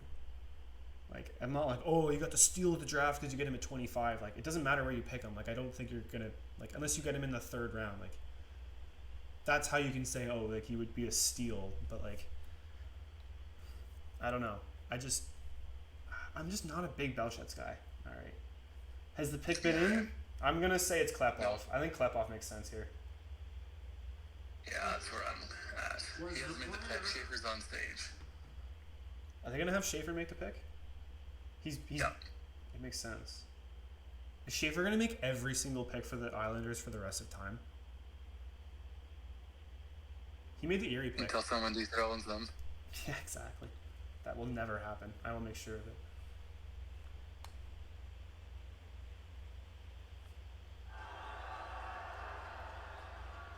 This place is awesome. I'd like to say, on behalf of the Islanders organization, I'd like to thank the city of Buffalo. Oh my goodness. This kid is just, he's too much. Huh. He is too much. I'd like to say I hello to all love the this Islanders player. fans across Oh, he's still saying hi to people. I love him. He's so sweet. That's Yeah, my he talked for a that's my while. captain. Oh, captain, my captain. and the 2026 NHL Draft. The New York Islanders are proud to select from HV 71. Oh. Malte Gustafsson. Oh. I need to start sticking with my first name that comes out of my mouth. I love that pick. I love this player. I love this. Also because I think Aitchison can play on the right side. Well, and yeah, And, you like- just let him fly around and do his own thing, and Malte can just sit there in the second and be steady. I just think Aitchison on the right side is fun because if he's teeing up one-timers, oh, yeah. That's fun. Aitchison one-timers are like terrifying. But anyways, yeah, I love this pick. One of the best picks we'll probably see in the 11 to 20 range, I would guess. Schaefer's looking at this kid like, yes, I love it. He's huge. And my favorite part about him, like, look at that kid. That kid is not done filling out. Like, look at him. He's got, like, he looks like a baby, but he's huge. Those are the kids you want to draft. Like, you want to draft the big babies. You know what I mean? Yeah, 100%. The big babies isn't the best way to put it, but no, Islanders fans like Noah, you got to be happy about this one. It's not a sexy analytical pick per se, but actually analytically it is a pretty good pick. It's just not production offensively sexy, but yeah, I love this pick for them. So I think Gustafsson has like 40-point upside. oh, for sure. Like he's to 45 me points. the comparison I make is like Gustav Forsling. Yeah. I Maybe feel like I not as thick, but he moves really well. I feel like a poor man's Heiskanen at times. Like Oh, that's not quite. yeah, on the upper end, yeah, for sure. Yeah. I don't think he has the puck skill necessarily of Heiskanen. Like that's the one area of his game that I would think would hold him back from getting to that level. But otherwise, yeah, it's. You know, I like a lot of these drafts so far. I really do. As much as okay, let's pull it up so far. 2026. Oh, I love it. Okay. Command, Gustafsson, Lawrence, Cullen, Fairhoff, Bjork. All right, I need to go to Tankathon now and pull up Tankathon because who is up next, Mr. Jerry? And I have my draft board up. I don't have the actual. Okay, I'm pulling it up. I ate dinner like 10 minutes before I started recording and ate way too much. This was a big mistake. Full order. Here we go. We at 14, and that's the Blues, right? We are up to Columbus at 14. All right, so Columbus making their first pick of the night with Werenski potentially being shopped and or out the door. Can would've been a you great Gustafsson spot. see this being a location for one of Xavier Villeneuve or Tommy Boyle? Or do they wait significantly? Or do they go Ryan Lynn? Oh, right. Oh, how do I keep forgetting about Ryan Lynn? Dude, he's the easiest player to forget about in this class. Because he's just. Because you just know he's going to be good, but he's not going to be great. He just does everything right, but like his skating's good. That he just like he puts up the points, but I don't know. You just he's not big though. That's the only thing. Like if he was like 2 inches bigger, like he'd probably been picked by now. What did he measure in at the combine? I think he came in around like 6 foot, or like just like right around 5'11" and a half. But the physicality is not a part of his game I'm concerned about, which is it's something you don't get to say about sub or 6 foot defensemen too often. Like usually that's the part of their game that needs work. So I don't know. It's where does Columbus go Belchets here? I have no idea what Columbus is doing. They gotta go. From an organization standpoint, like I was gonna say, like they really need to bottom out, but they have all these contracts they've signed recently, like the Coyle contract, which barf. Good contract for the guy. That's a hell of a hole to be in long term. Overall selection in the 2026 NHL Draft, the Columbus Blue Jackets select from Boston College, Oscar Penning. Good pick. I figured it would be D or a power forward. You know, I feel a little bit vindicated on my Belchet's ranking. I moved him up at the end. Did you? I think I moved him up as well. I let the noise get to me, and I'm like, ugh. Where did I rank him? If I had him in my top 15 or 20, I'm going to be mad at myself. I had him at 13. I had him at one point at like 24. I had him at 14 ahead of Tynan Lawrence and Keaton Verhoff. What the was I doing? Yeah, I also had Lawrence at 14. See, my dog is like, Kevin, why are you angry? I'm like, Muffler, I'm not. I'm angry at myself. It's okay, buddy. And he walks away. All right, well, I had Hemming at 13, so I'm doing okay. Man, this has been an interesting draft. I was expecting a few more big trades, but I feel like teams wanted to kind of see how things played out before they really, went crazy. Well, the NHL draft clock doesn't really allow for, like, oh, that's right. Because it used to be 10 minutes, and now they sped it up a crap ton. Yeah, I don't care what the clock is. They don't even show it now. Yeah. Oh. I think it's 3 or 4 minutes, because it seems like anytime a pick is made, I just see 3 minutes above the new team that's picking. So, man, I gotta learn from every year. I say like, oh, I gotta stop ranking players based off of consensus, but like the tough part for Belchet's is like it's really easy to see him being just a solid middle six forward. Like I have no question he's going to be a solid middle six. I'm just, yeah, I don't know. There's parts of me that worry he's going to be like a Bukestad or like although Bukestad had an alright, but he took a Yeah. while to get there. Oh, I know, and but Bukestad was also like, was he not a later first round pick? I want to say he was like 24 or 26. I could be wrong on that. Or was he like 9th? 19th. 19th. And see, like that to me is like that's actually a good comparison because I really don't like Belchet's to me like he just doesn't move well enough to be, and he's good with the puck on his stick, but like the best aspect of his game is more so like puck protection. Like he's just not dynamic in really any way.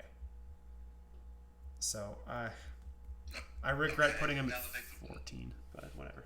The big question now here: Blues back to back. Do they really do the Rucks? No.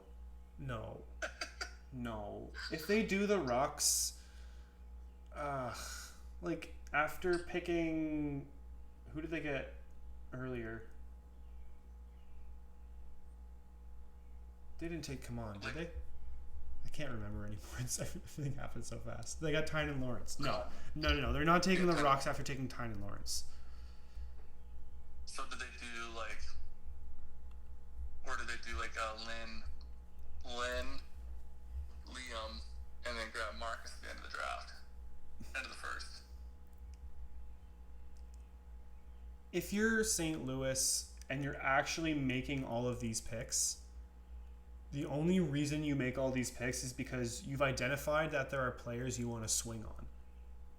You're not playing it safe and adding 15 million. Like, they'd be dumb. Like, to me, you have to understand that there's going to be risk in this year's draft. But if you're willing to swing, then you get rewarded. And if you look at the St. Louis system, their D between Lindstein, who else do they have? Frig. They've drafted a lot of D, and I can't think of any of them now. Like Lucas Fisher. Okay, I'm really struggling right now on names. Yurchek, don't they? They've Adam Yurchek. Okay, Adam Yurchek I do like. Let me check here. Okay, Colin Ralph is solid.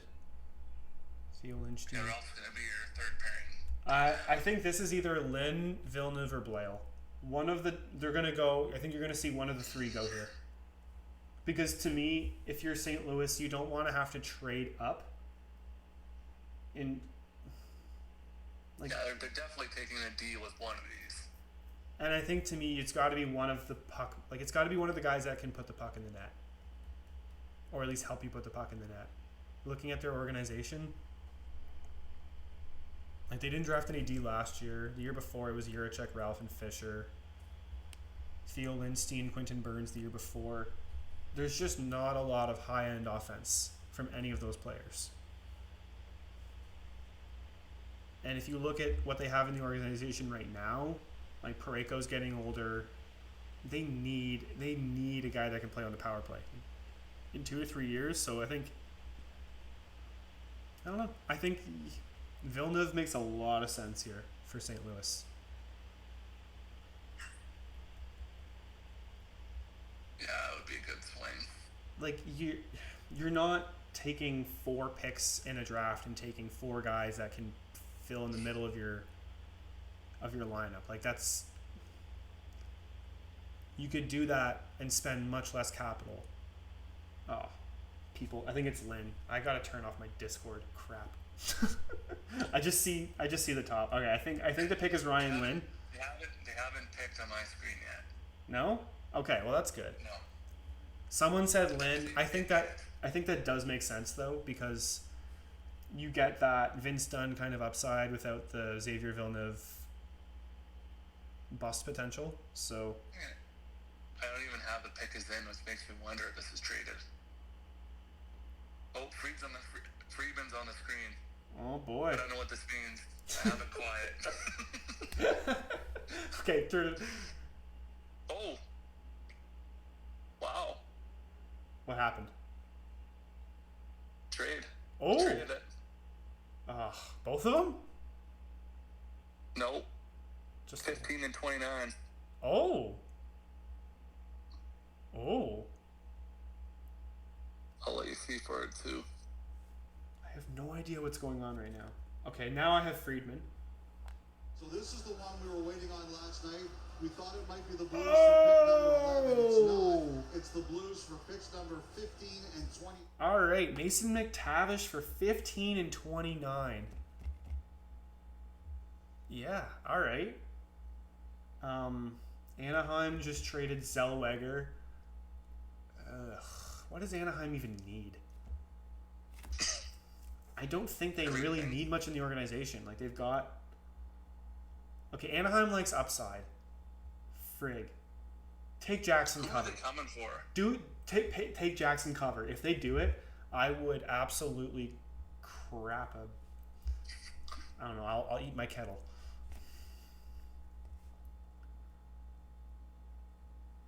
I would love Jackson cover to go in the top 15. That'd be hilarious. It's not gonna happen. They've traded Zellweger. Is the club off situation? Nah, it's not. I'm trying to think here. Anaheim. Or do you go D and hope one of these forwards falls to you? And What just happened? Oh, trade alert. Oh, they're finally... Another one? no, it's the same one, I'm assuming. Oh, okay. Am I just that far behind? This is depressing. No, I just didn't do the trade alert. Like, we found out at home, but the audience hadn't found out yet. Oh. Okay. Oh, I love that. That's going to do. Okay. So Anaheim okay, I need cap wages open. I have not enough pages open. Okay, Anaheim Ducks. It's so easy to remember a team's roster until you're trying to think about it on a podcast. Oh boy. Okay, McTavish got dealt. Troy Terry. Okay, so their back end is Gudis, Minchikov, Trouba, Carlson. Wait, no. Trouba's a UFA. Gudis and Carlson are probably gone. Oh, damn. They need D-men. Like, now and in the future. They traded Zellweger, too. They've got Solberg coming, Luneau. Interesting. You know, if there's any team that's going to have a D-men breakthrough, it's Anaheim. Maybe it's Tristan Luneau. An NHL D-man? Is it Solberg? Is it Warren? Is it Luneau? Even Tyson Hines isn't too bad. They have some options there. They do a very good job scouting D. The one thing, Ryan Lynn. I think that makes sense.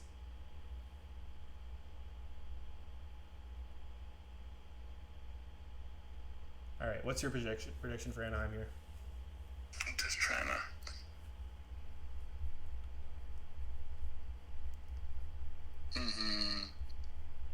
Pick their... trying to think. So on offense, who's their top six right now? They got Perry, Gauthier, and Carlson. If we look at the D they've taken in the past, they love mobility. Darrell Zoljanskis, Terrence Smith, Steven Solberg, Anthony Allen Samake, who I really liked last year, Drew Schock, Lasse Boelius. Like, you're talking like mobile, decent puck movers. That seems to be their MO. Minchikov, Warren, you know. So Ryan Lynn to me makes a lot of sense here. Yeah, it's got to be Lynn or one of those mobile D. Like, if I'm looking at my board, let's check the prospect rankings. If it's my best player available, I'm sitting at Morozov. If we're just looking at the D though, and if you're looking at trading up like that, the only D you're trading up for is Ryan Lynn. That's left on the board. There's nobody else. Maybe Villeneuve. That might be a like, hey, we. But do you move Zellweger to draft Villeneuve? No, and I think Zellweger is a similar version of Villeneuve, but better physically with better details defensively as well. So if they don't want Zellweger, they're not going to want Villeneuve. All right, pick is in. Selection in the 2026 NHL Draft, the Anaheim Ducks select from the Saginaw Spirit, Nikita Klepov. Okay. This is interesting. This is really interesting. Because they just traded Mason McTavish for Nikita Klepov.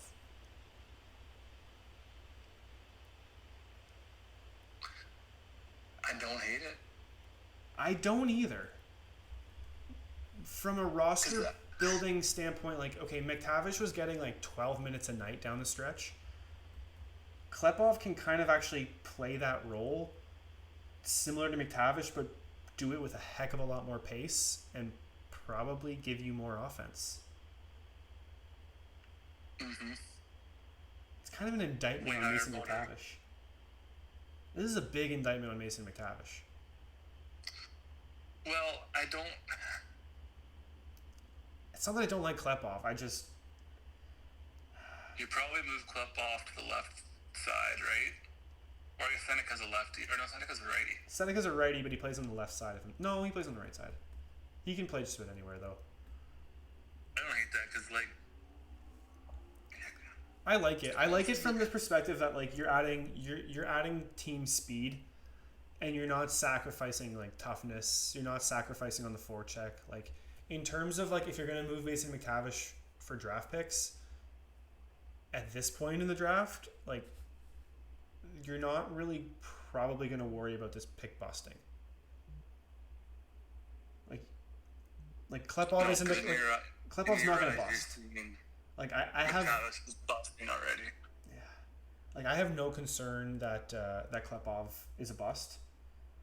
I'm just not entirely sold on him being a top 6 forward. Like I like the highlights you're showing here, but he just does it all with time and space. So I watched a fair amount of his playoff tape, and it was good. It just wasn't. I don't know. It left something to be desired. I was expecting him to be this like uber skilled player because he led the league in points, and then it's like, oh, he's kind of like a forechecking like energy player that also is a good playmaker. Like he's gonna be a third line guy at worst that scores a lot of playoff points. Yeah, no, I think he's. I mean, if you look at what Anaheim's building in terms of just a roster with size, skill, like, and then Klepov adds to that with some pace. Like I like it. That's a good pick. I don't know if I love the value they paid, like to move McTavish to get. Oh no, they got 15 and 29. What am I saying? Yeah. Okay. They got good value. No. That's really good for Anaheim. For St. Louis. So are the Blues... I don't hate it. Switching gears here. Are the Blues not rebuilding anymore? Well... Because there's this post that came out today that Thomas and Parayko were no longer on the block.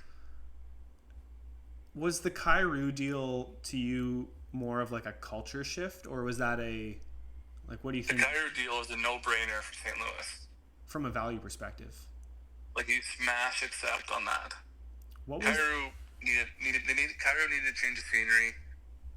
What was the deal It again? seemed to be not... It was Connor McMichael, Yeah. a first, and the rights to Camp. And was there another pick there? I don't Oh, and did they not get 15 and 16? Because I thought Washington had No. 15, 16. yeah, they got the first, like this first. Oh no, Washington's 18. I have no idea anymore. Yeah. Because one of these first is from Detroit, isn't it? Okay, how about I just go to Puckpedia and then scroll through 18,000 trades? Dude, Puckpedia trade alerts is like, it's almost worse than like our fantasy league servers during trade deadline day. Like, this has been the most insane run I've seen. Ugh. I love it. What a great day that was. What a great offseason so far. It really has been. And if I can find So if the trade. Here we go. the Blues are going D here. Oh, it gotta be. Because they're not trading this pick without knowing who. Oh, I can't even find the trade. I've been scrolling for like 2 days. Like, was it before the Byram deal? Yeah. yeah, it was. Okay, here we go. Kyrou for McMichael, Milton Gastrin, and 16 overall. I mean, is that not a no-brainer from Washington's perspective? I think it was a bit of an... I don't know. It's... There's been some interesting deals this year. Oh, here we go. The pick's in. Yeah.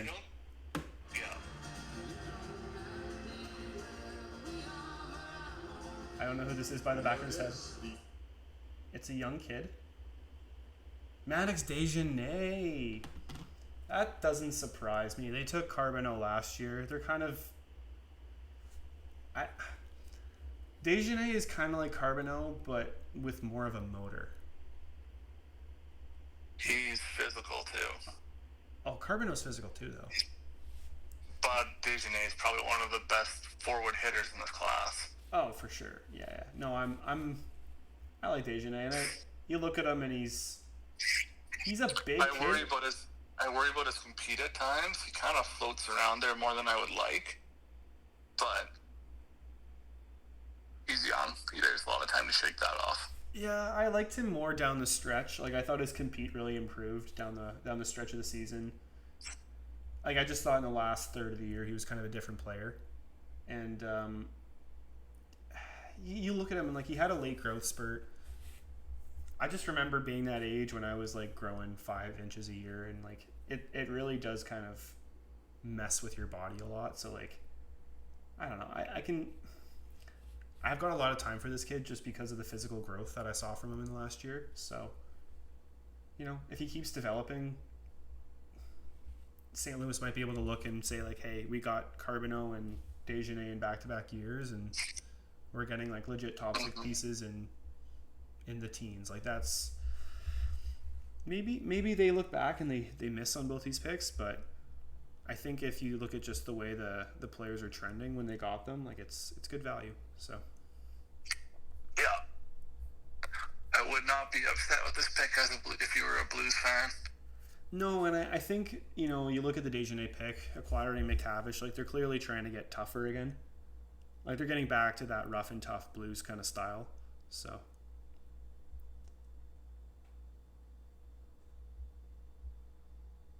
Oh, man. Yeah, it's going to be a solid... Here's a question for you, Mr. Jerry. Do you think Maxim Sokolovsky gets drafted tonight? I think he will. You think he gets drafted tonight? I think he will. Okay. I think he gets drafted tonight. I don't have him in my top 32. Well, I think there's people that just want him to be Chara. Well, we're halfway through. Oh my goodness, this is an hour and 52 minutes I've been recording already. Holy moly. Okay. Well, folks, we might have our first 4-hour podcast. Oh. We have our 17th selection.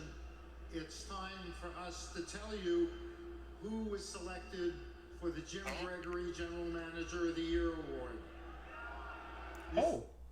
We got Pat Verbeek, Chris McFarland, or Bill Guerin. I mean,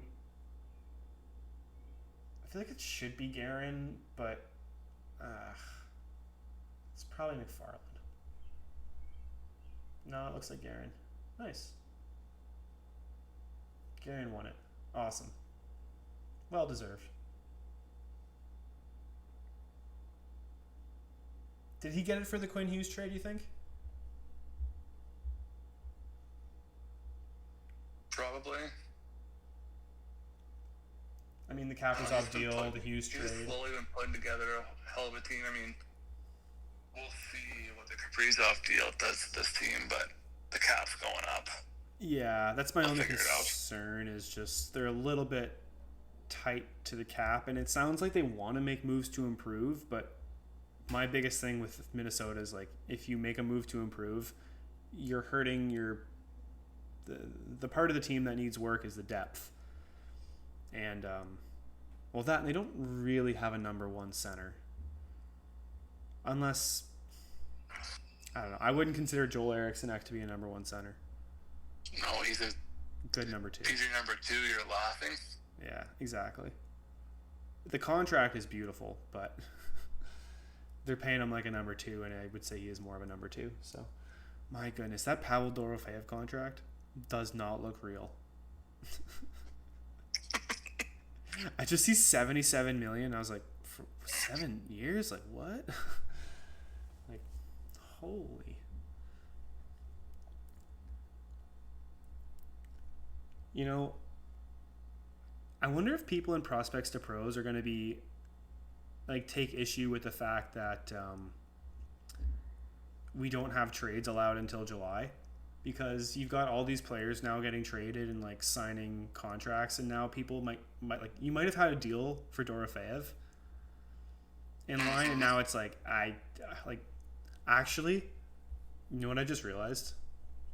That Dorofeyev contract might have just made Dynasty League 32 a lot better. Who has them? Detroit. Oh, that's beautiful. And it only further screws his cap situation. Yeah, he's got Dorofeyev.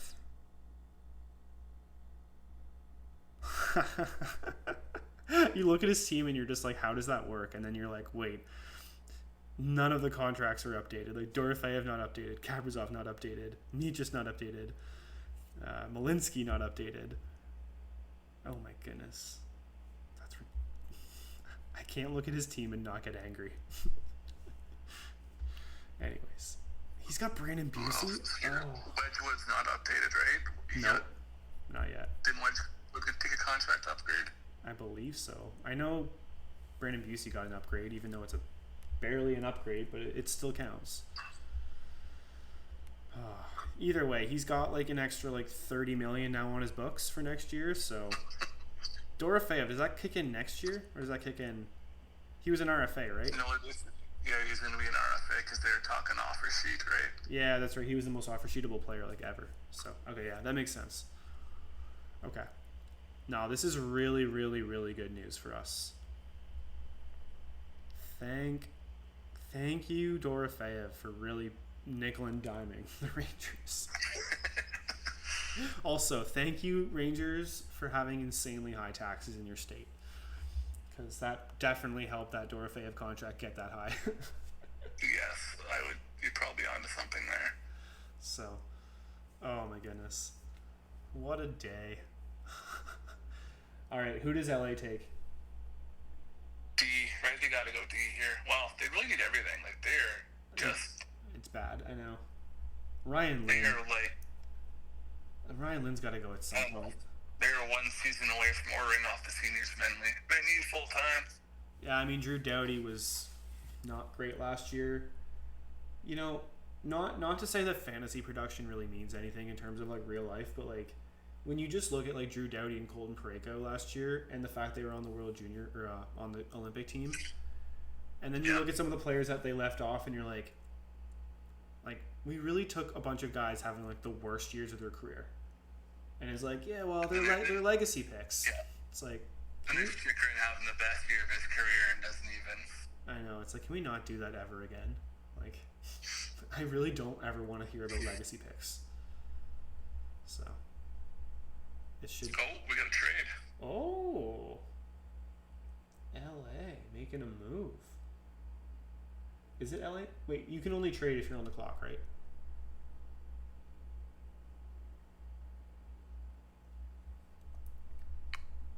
Interesting. All right, tell me what happened, because I'm not going to unmute it for Gary on trades. LA trades 17th to Utah for 19th overall and 82nd. Okay. All right, so what does that mean for Utah? Who are they targeting here? I'm just going to keep saying Ryan Lynn until he gets picked. They will probably want their hand pick of a D, right? Well, if you look at the board now, like forwards coming. The board is kind of really gross now for D. It's not looking like, if I just look at my board, like they probably just want, it's either they want Lynn. Well, the fact that Lynn's fallen to me is like, I don't know if he's really fallen. I think he's kind of just. I have Lynn at 16, so he's kind of right around where he should go for me. True. Yeah, I had him at 11, so I'm a little bit higher. But here, I'm gonna pull up my board. There we go. Maybe later. Rudolph's gone. Villeneuve. It's definitely not Bilecki. Definitely not Sherbakov. This is an interesting one. The only D that really worth taking are like the three puck movers, in my opinion. Blale, Villeneuve, or Lynn. Right away, he'll go to college and he'll work on his career and he'll. All right. They're still talking about the last one, so.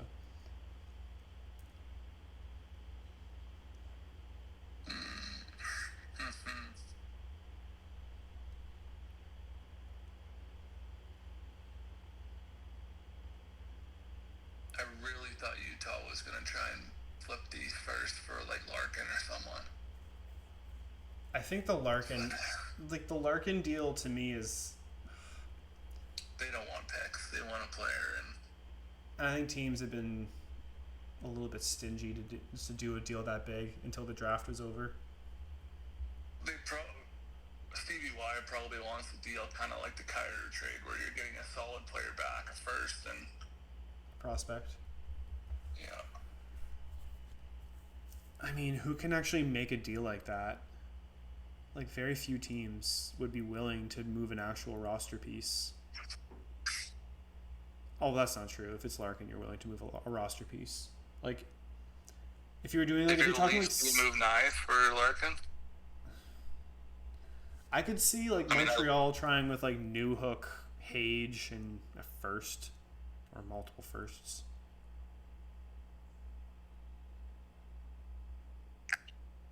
I'm not saying I do that if I'm Stevie Y, but I mean, Newhook did just have a really good playoff run, so he's got some value for sure.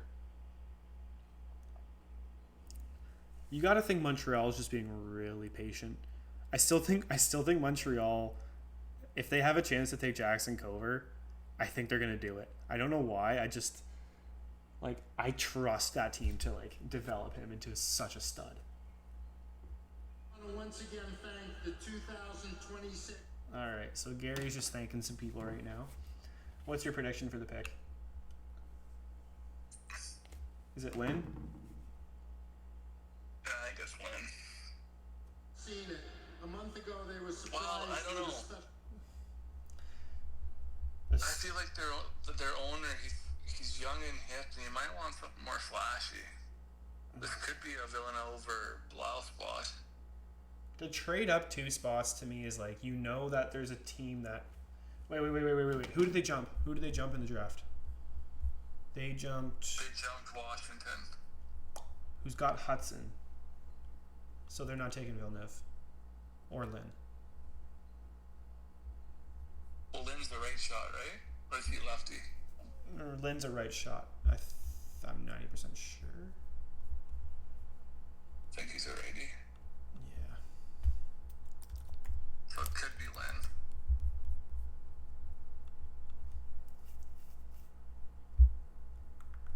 Yeah, he's a righty.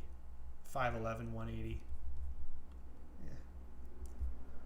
He did come under 6 feet. I thought he came in over. I'm trying to think. Like Utah, they've brought in Daniil Boot. They've brought in Simashev. They like Russians. They love skill. They love size. Surely they're not getting another forward. Like they're not like going like a Belchev here, are they? That's so much size in their front. I mean, Hurlburt. That seems early. He's a good kid though.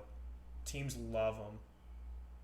Might be a little bit early, like 3 picks too early, but I don't know.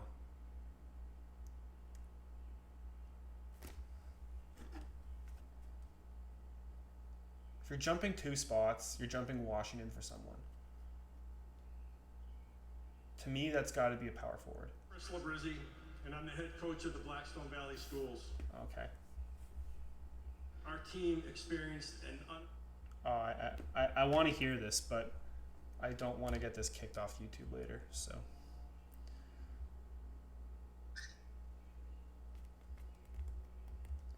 All right, yeah, I'm going to take a guess, and I'm going to say they're going to take JP Hurlburt.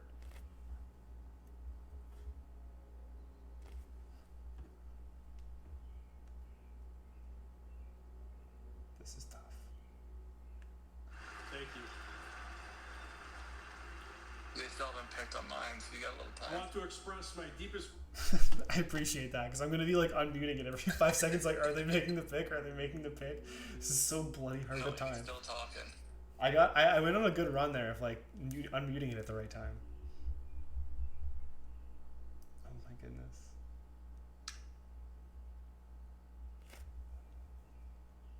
I might be able to shave some time off the podcast just by like cutting some dead air.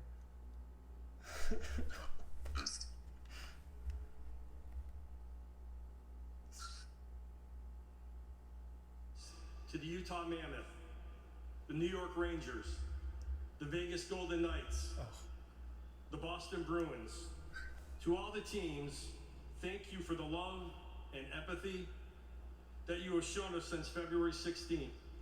It has meant the world to us. Stop. Oh, no. Maybe. Selection. Here we go. It's Belchet's. It's gotta be Belly. I think Belchet's makes sense. Your team's the Mammoth. You might as well be Mammoths. And to the people of Buffalo, thank you for your hospitality. Okay. I don't know. Yeah. We've got to be close to the pick. I have the pick on mine. Is it Belchet's? I'll let you find out. With the 17th overall selection in the 2026 NHL Draft, the Utah Mammoth are proud to select from the Windsor Spitfire, Yup. Ethan Belts. That's... My goodness. They are creating such a big team up front. Holy. Like, I mean, at least from a what's it called, like a marketing standpoint, like, hey, we're the Mammoth, we just drafted a Mammoth. Like, it's easy marketing. When he's injured, he can just be the mascot. Exactly. Him and Daniil Boot. Just walking around as himself. Boot to Belchet's. Oh, that's gonna be cool. To be fair, I don't think they'll play together all that much, but you never know. Yeah, that's a good pick. I don't like. It's good value. I just I don't know. I watched them at the OHL Showcase game with my buddy Stu, and like, to me, like, Belchet's was just playing well because he was so big, and you know, he moves pretty well for the OHL level, but he doesn't move that well. Like, he's kind of an average skater at the Showcase game, and then like, you're watching Jackson Cover just like undress people constantly, and like, he's doing it going like into the slot all the time. And just the plays that kid makes are just so high level. It's like, give him a few more years in London, then let him maybe play a year in the NCAA. Like, it's going to be 2 to 3 years, but if you're willing to be patient for him, which there's going to be a team, and I think in the late 20s, early 30s, that will be like really patient with him. And I pray it's Montreal. I really do.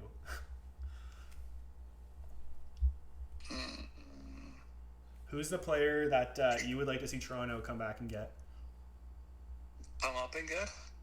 Yeah, like if they're gonna come back and make another pick, like in the next 30 to 40 picks.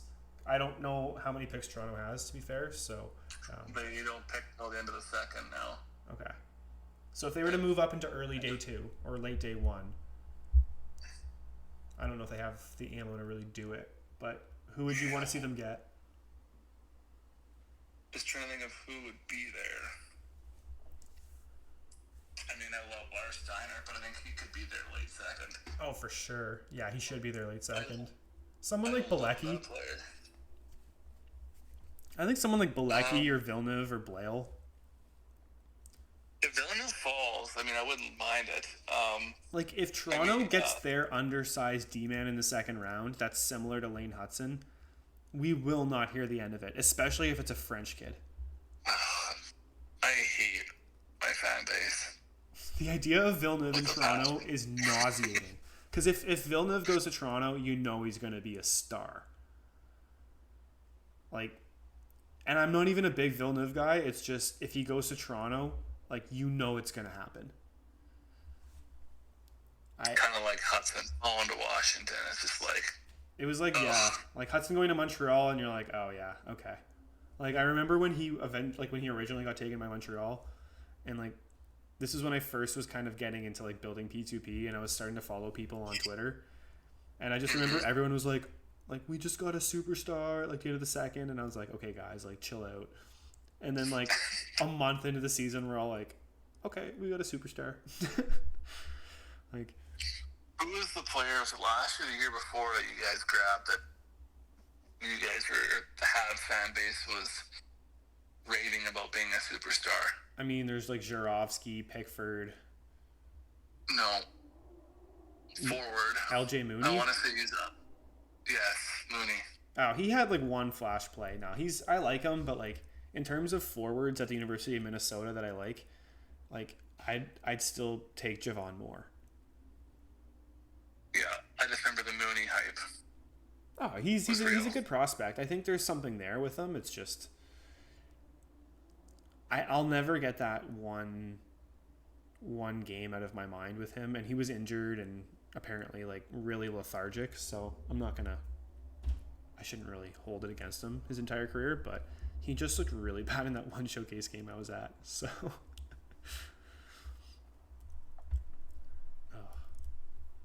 to be fair, that U.S. national team looked horrible when they played in Oshawa. What was that, like 2 years ago? Yeah, that was the U.S. national team development program. It sounds like it's just being picked apart right now. So yeah, they're all going to CHL, which is, it's good. I think I don't know. I do think there is some hindrance to these guys playing together for so long. Like, I don't feel like it allows them to be themselves, like be one, if you know what I mean. Like, yeah, like if you're growing up, there's so much chemistry for so long that you need to learn to play with the chemistry overpowers some of the competition sometimes, whereas these players don't properly. I mean, they still turn out good players, but no, there's something to it though. I mean, if you're playing with the same, like, 20 kids for 10 years, you're gonna have ridiculous chemistry. Mm-hmm. Who are the Caps going? Caps like upside. Caps like statistical profiles that are usually better. Like, they've taken Lyndon Lakovic. Okay, they've drafted incredibly well the last few years. I'm not sure they have a type other than just they draft good players. I was just about to say this guy's name. I'm trying to think. Jackson Cover. I don't know. The 2026 NHL Draft, the Washington Capitals select from Tappara, Finland, Oliver Suvanto. This scares me, because I'm not a big Suvanto guy, so I'm trying to figure out why I'm wrong. Because if Washington took him, he must be a frickin'... I don't know. They have had a lot of picks that are bottom six forwards too, though. I mean, the Parasak pick is the one that I didn't like, but they followed it up with Hudson, Leon Muggley, Ilya Protas, and Eric Smateko, and they managed to get Peter Sikora in the 6th round in that 2024 class. How they drafted Parasak and then landed all those guys was impressive. Oh yeah, it was. I mean, Ilya Protas was coming off I don't like. He was a tough one to scout in his draft year, but I should have just believed in him because of his brother. Yeah, I really like what Washington's done the last few years, just injecting their team with, like, really good depth, and then being able to hit, on 2nd and 3rd round picks the way they have is just incredible. And I think Lyndon Lakovic, if he hadn't have gotten injured last year, I genuinely believe there would be so much hype around him right now. He gets injured a lot. I know, but he's so good when he's playing. Like, he's so fast, and the shot is like it. He's like Liam Greentree, but with NHL tools. Is the best way to put it. She is very similar to Cairo. Yeah, I think like, Cairo's got the speed, got the shot. He needs to to get a little stronger to be Kyrou, but it would be a very similar stylistic comparison. I just remembered watching Lakovic thinking like he's really similar to Greentree, just in how like he can pick his spots as a shooter, but yeah, he moves so much better. But yeah, the injuries are like, let's take a look here. 22 games last year, 47 the year before. He did. Wait, what? He's played how many years in the WHL? Oh, okay. He played since 16. Okay, yeah. I mean, yeah, I guess that would be the thing that concerns me the most with Lakovic is the injuries, but if he can stay healthy, like there's really no doubt in my mind about the goal scoring ability. So. Well, and the injuries also come with getting stronger. Because he's tall, but he wasn't exactly a thick frame in junior. No, not in his draft year at least. Parasak. Now Parasak, he's an interesting one. What do you think about him? He's a late bloomer in the dub. I don't know. Prince George teams like up front have been weird. Like they have all these guys that just put up points, but then they don't really translate. Well, yeah, I remember the Riley Hyatt, Cohen Zemer. Those were the two that were really tough to scout, and I remember so many like people were so surprised when Riley Hyatt dropped to the third round. And I think that was the one time where like when I really started to Zemer, and then they sent him back for a 20-year-old season. Yeah, I was really surprised like in my first year scouting when they went so far down in the draft, and it was like, hey, like, you know, do teams not see the statistical production? But you are right though. Like it's a bit of an interesting team they have down there in Prince George. Like they always seem to put up some really impressive numbers offensively. But now Carson Karls is the first one where I don't have any real concerns about. Like Hyatt, Zemer. No, because even if he doesn't become like the offensive guy he is in junior, he's got that mean physical side to him too. Oh, for sure. Like he's got that ability to play that Drew Doughty style, maybe without Drew Doughty's full-on ability, but it's a similar style of play for sure. Okay, so now the Kings are back up. The Kings extended Brant Clark today on a very nice contract, in my opinion, at least from a fantasy product. Like, what did that come out to again? I saw it happened. Oh, 7.4 mil. Yeah, that's pretty good. For I think 5 years. So he didn't get the term, but he got that's a bridge deal in my opinion. That is beautiful for LA because by the time that contract's up, they're going to need to rebuild. They're going to be able to flip him for a boatload because that contract's going to be nice. Yeah, he's going to be for sure. You'll be able to. You won't have a hard time selling him at the end of that contract for sure. Yeah. I've never been a big Brant Clark guy, though, personally. He always left me wanting more. Like, the passing at the junior level was exceptional, but he also, like, the way he threaded passes in the junior level was like, wow, look at his ability to, like, thread passes through 2 and 3 players in space. I just, like, the pace was never there. And that's my biggest problem with Brant Clark is just, like, his ability to make passes that nobody can make is so incredibly awesome to watch. But he doesn't really have the ability to do it consistently because he just doesn't have the pace. Like, he's not opening up space at the pro level. So, I don't know. We'll see if he can continue to add a bit more to his game, but I think he's a little bit limited up with his upside. Hence the smaller contract. Angeles Kings select from Modo in the Swedish League, Elton Hermansson. It's a very intriguing pick for the Kings. Yeah, I don't mind it. I think I had Hermanson at I had him at 19, so that's pretty good. Where did I have him? I want to say I had him at 18. Yeah, 18. You know, it was one of those players where I was really interested to watch him because, you know, you compare his statistical profile to Victor Ekland's from last year, and they're kind of similar.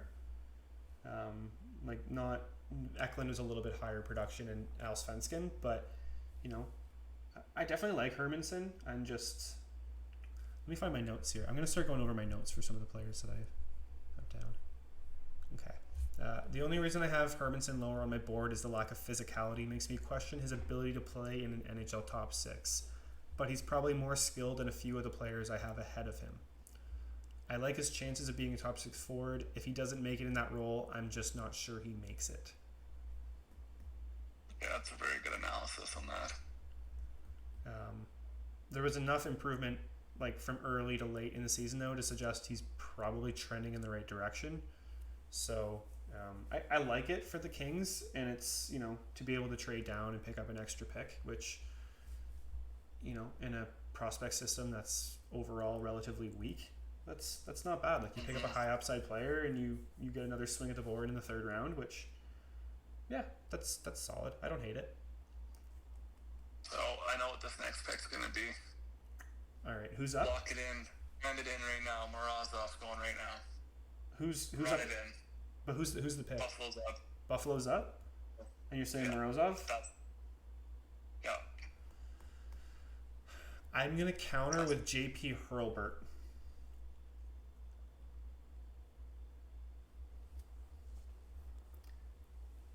Why do you say... Buffalo always takes guys I like. Every year. What's Like, your... the Hellenius draft, they took him.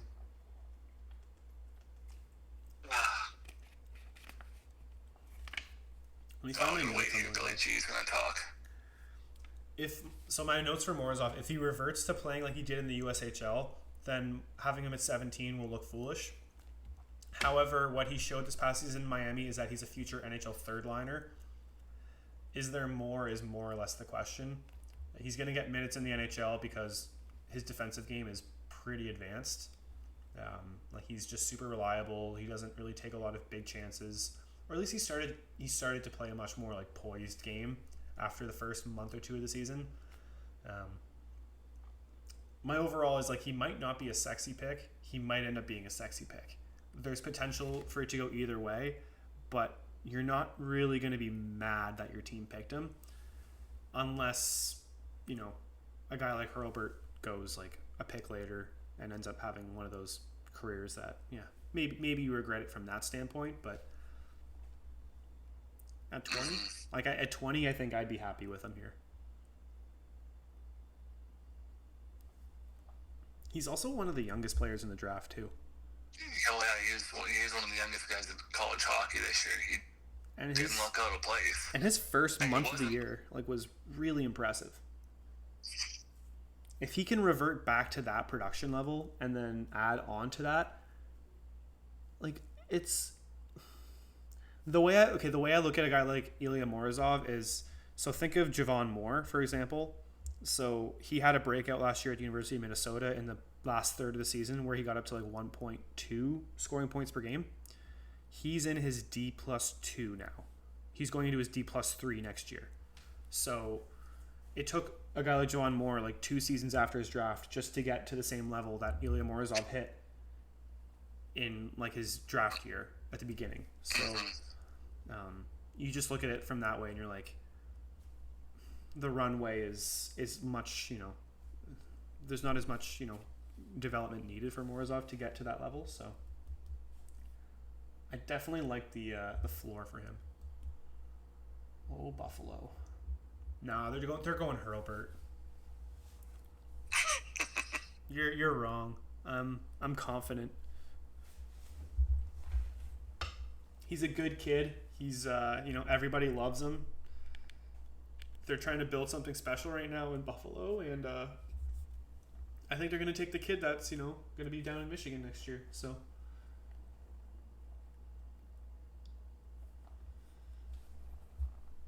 How about this? If you're right, I'll give you 5th overall for like two what's it called? 2 blind bid dollars. So I'll move down a spot and then you just gotta give me $2. All right. Thurman Thomas. Oh, Thurman's back.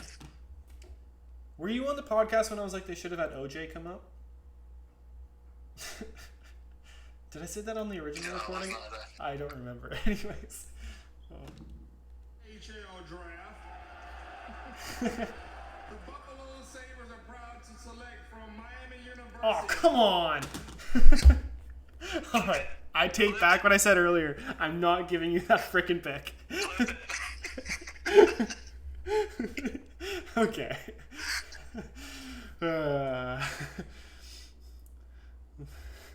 I like that you got that pick right, though. That was too funny.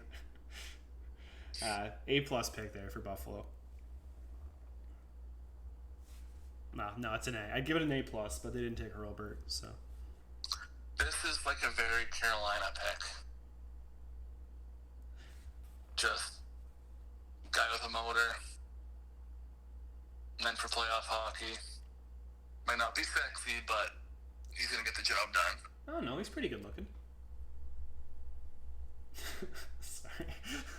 That's just the Euroness to him. No, he does not look like he's 17. How is that the youngest player in college hockey? That kid looks like he's like 19 or 20. Although there's no facial hair yet, so you never know. He could still end up looking a lot older down the road. No, Russians sometimes don't have that much facial hair. This is true, yeah. Nah, it's a good pick. Buffalo fans like it, which they should. There's no reason not to. I mean, assuming that Halanus is their second line center going forward, you don't need Morozov to be anything more than a really good, third line center that can play good defense, unlike the team that they had in the playoffs this past year. Couldn't get over how bad their defense was at times. And it wasn't like their actual defense, it was more just their like team defense. It was like if they were 5-on-5, they're super dangerous, and then it's like you put them on the power play or the penalty kill and it's like they just lost all momentum. So got to fix a few things up there in Buffalo, but the core is for sure there. All right, so you predicted that one. Do you got another one in you there? Who are we on the clock now? Philly. Okay, so they're taking an OHL center. This could be Sokolowski right here. Don't say that, dude. Don't say that. Philly fans are like, no. Okay, let me just quickly go through my draft board and find all the OHL centers that are still available. Novotny. He's not a center, but like it's either Novotny or they're not going to take Brooks Rogowski. They're not going to do that. Not too early. I like Brooks or something. Dude, I've seen Brooks way too much to like him. Like, I like him because he's 6'6" and he's pretty decent defensively, but like when you see a player as much as I've seen him, nah, I can't get on board with him. Although, I just see a little bit of JVR in him. Oh no, I put him ahead of Burrs Collins. What am I doing?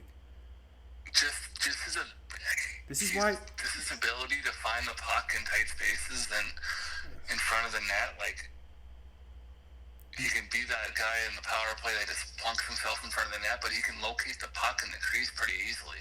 You might have just talked Briere into the pick. No, I mean, oh my goodness. Nah, all jokes aside, I was gonna say Jack Hextall because like the name, but I'm thinking Philly's decor. Like they're re-signing Drysdale, correct? Yeah, they just did, didn't they? Did they? I thought I saw. Yeah, I heard rumblings about a contract with him, so I assume it'll get done if it hasn't already. 2.3. No deal yet. You know,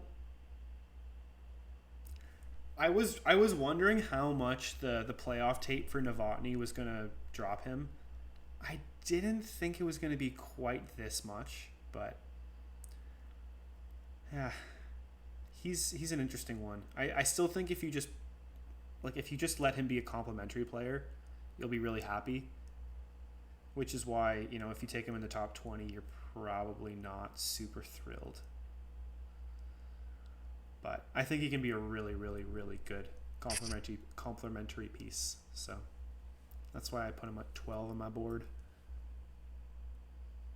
And even if his shot doesn't get a lot better, he's already got an NHL Frege shot. is on the screen. Doritos? What? Frege. Elliot. Friedman is on the screen. I don't know what that means. We have a On my trade. end. Gotta mean we have a trade. For something's close. Okay. Briere is the only one standing. Dude, if I was the GM, I would have my lackeys do that stuff. That makes me sound like such a dick. It's like I'm not getting up off my chair. Scout number 4, you go do it. I don't know their names. They're all numbered. Okay, that's bad. All right. Let's let Friedman talk. $1 million extension. That's amber money. Elliot, as always, bringing the goods. Wow, 7 years. We didn't talk about Dorofeyev. Okay, I was expecting something juicy. What does Philly do here? I think it might be Sokolowski. Dude, if they take Sokolowski, I will actually trade you. I'll trade you number 5 for number 6, and I won't ask for anything back in return. Okay? So we've improved from $2, eh? Yeah. The deal just keeps getting better. Eventually, I'll just give you pick 5, and I'll ask for nothing in return. If you just keep getting them right.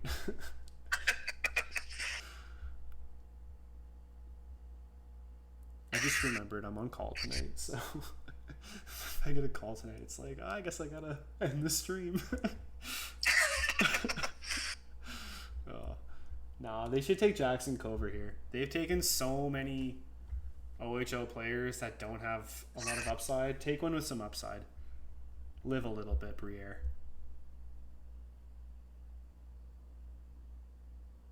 Clock ran out. Why isn't the pick in? Trade? They haven't. No, I thought Fried would have said something. Trying to think here. Oh no, they've taken Denver Barkey. They've taken Oliver Bonk. You know what, actually? I'm saying Jackson Cover's going here. Philly clearly likes the OHL. They clearly like London players. Jackson Cover. That's the pick right here. You know, my prediction still stands with your theory there. It's the only one that makes... Oh, actually, I didn't realize you took Sokolowski. Yeah. All right, we both have them going London players. So, which one will it be? It's got to be one of the 2 London players now. There's nobody else. Oh, trade. Well, maybe they're trading down for one of them. If this is, I wondered because the clock ran out. There's no Elliot. Where's no Elliot? What's going on? Oh, okay, I'm getting the countdown in my ear. The commissioner, I guess, is going to have a pick for the Philadelphia Flyers. 21st overall pick here at the 2026 NHL entry draft. Here comes the commissioner. Who's he coming up for? Obviously, we have a trade. The Philadelphia Flyers trade pick number 21 in this year's draft to the San Jose Sharks for picks number 27, 62, and 120, all in this year's draft. Bro, Danny Briere is a moron. That's a pretty good return, though. Not in this year's class. I hate that. Like in terms of like the moving back 6 spots. Like if you say he actually does want Cover. I mean, if he's taking Cover, then I'll retract it, dude. Yeah, that's the gritty guy throwing his mask off. That's me. But if you want Cover or one of the 3 D-men, so there's 4 guys there that you like. True. You only need 2 guys not to take who you want to land on who you're gonna take anyways. You pick up an extra second and an extra, was that a third or a fourth? I don't have a lot of faith in Briere to make a good pick. That's the problem. He has made a few, but he's also had a million. So you're bound to eventually hit on some. Like, if we're just going... Who's San Jose coming up for? Another D-man? Yeah, that would make sense. Ryan Lynn makes so much sense here. Like, they took Verhoff. Why not just go get Ryan Lynn at the same time? You get 2 really good right-handed D.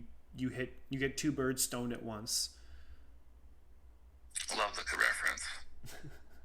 Like, worst case Ontario, it's... See how many Ricky-isms I can fit in here. No. Worst case Ontario, San Jose takes Lynn, and then Pittsburgh just has to pivot. Because I think Pittsburgh's got their eyes set on Lynn. Yeah, I think you're right. Someone just said that in the group chat, and I was like, yeah, that does track. What a draft that Briere is setting himself up for. The pick is in.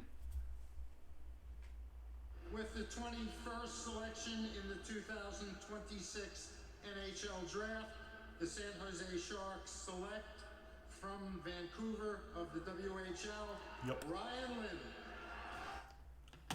A+++++++. Grier, good job. You won the draft. Can we just already hand him Jim Veer? Yeah. Yeah.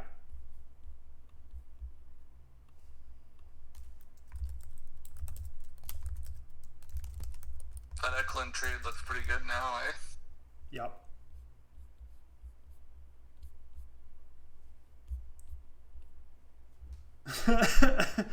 Big money, Mike. Pick up the damn phone. Yup. That's such a good move. Whew. Yeah, that's like Stenberg, Verhoff, and Lynn. Okay, like if we're looking at my board, they've got 2, 11, and 16 on my board. And they got him at 2, 9, and 21. So that's pretty good. 2, 5, and 16 on my board. Yeah, that's like an NHL draft haul, like a video game draft haul right here. Yeah, when you've already played franchise mode 17 times and you know what the players' ratings are going to be, so you can just easily manipulate the draft. Hey, don't give away my strategy. Yeah. We've all been there. Yeah, that's yeah. My boy's gonna play with Macklin Celebrini. We're gonna be rich. Yeah, man, I get it. Oh, I always like seeing the parents so happy. Think of all those drives through crappy weather. Man. I like Ryan Lynn too. Like all the interviews of the kid, he's clearly like a smart kid. You watch him on the ice, it translates. I don't know. What a draft for San Jose. Like, just what a draft. Yeah. Like, what else can they do? Like they fuck up the rest of their picks. They still had a hell of a draft. They don't need any more picks. This is like at some point you've got too many prospects in the cupboard. Like you gotta. No, I like this because they've given themselves so many chances now at getting like a legit power play 1 defenseman without having to assume a crap load of risk. Like you're getting good NHL players here while still giving yourself a chance at like high upside. Like it's not like you're taking like Xavier Villeneuve. Like if you took Villeneuve, it's like you might not get an NHL player. With Lynn, it's like you're getting an NHL player. I'm just not sure if he's like first pair or second pair. That's the like my steak is too juicy, my lobster is too buttery kind of problem. So,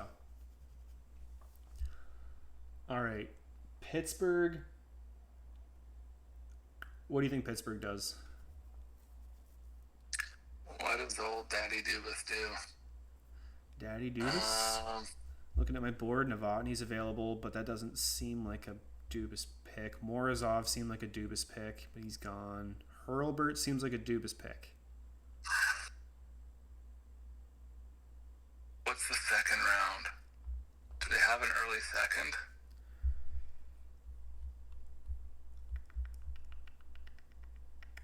Uh, 39. 39. This could be Liam Ruck.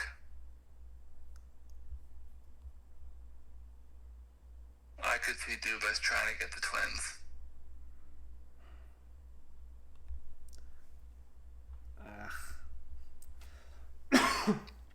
Just give them each half a medallion. They'll find each other eventually.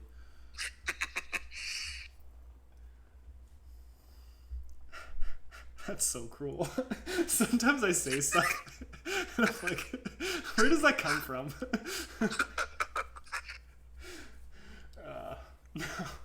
I'd like to see the Rucks to stay together, but like I think it's gonna happen just basically because you see what the Kachucks just did, and you hear what the Hughes Bros are setting up to do in 2030 potentially. Yeah, I guess NHL teams are like, we might as well just get them together now. I don't want to deal with the headache, right? The problem is that, like, it's not really a problem. It's more just, I don't think you need to take Marcus Ruck in the second round. What's real funny is that I walked up and they accidentally drafted the wrong Ruck first. That would be so bad. Because, like, there's actually a pretty big difference. Here goes Pittsburgh. 26 NHL Draft. The Pittsburgh Penguins select from Medicine Hat, WHL. I don't even have to let him finish. Wow. Am I on fire or what? You really are. I'm not making any bets with you because this is scary. You got the intel, dude. You're making me seem like a chump. Alright, well, Dubas got his guy. Alright, I would love nothing. Part of me wants someone in the first just to take Marcus just so Dubas can't. Dude. You just hear screaming on the draft floor. They're like, the Rucks are just like wailing, like, no! Now Marcus starts sweating. Brother. Do you hear they still sleep in the same room together? I mean, they're twins. Dude, like I know enough twins where it's like nothing surprises me. 5 days apart. Nothing surprises me about 5 twins. days apart. Wait, what?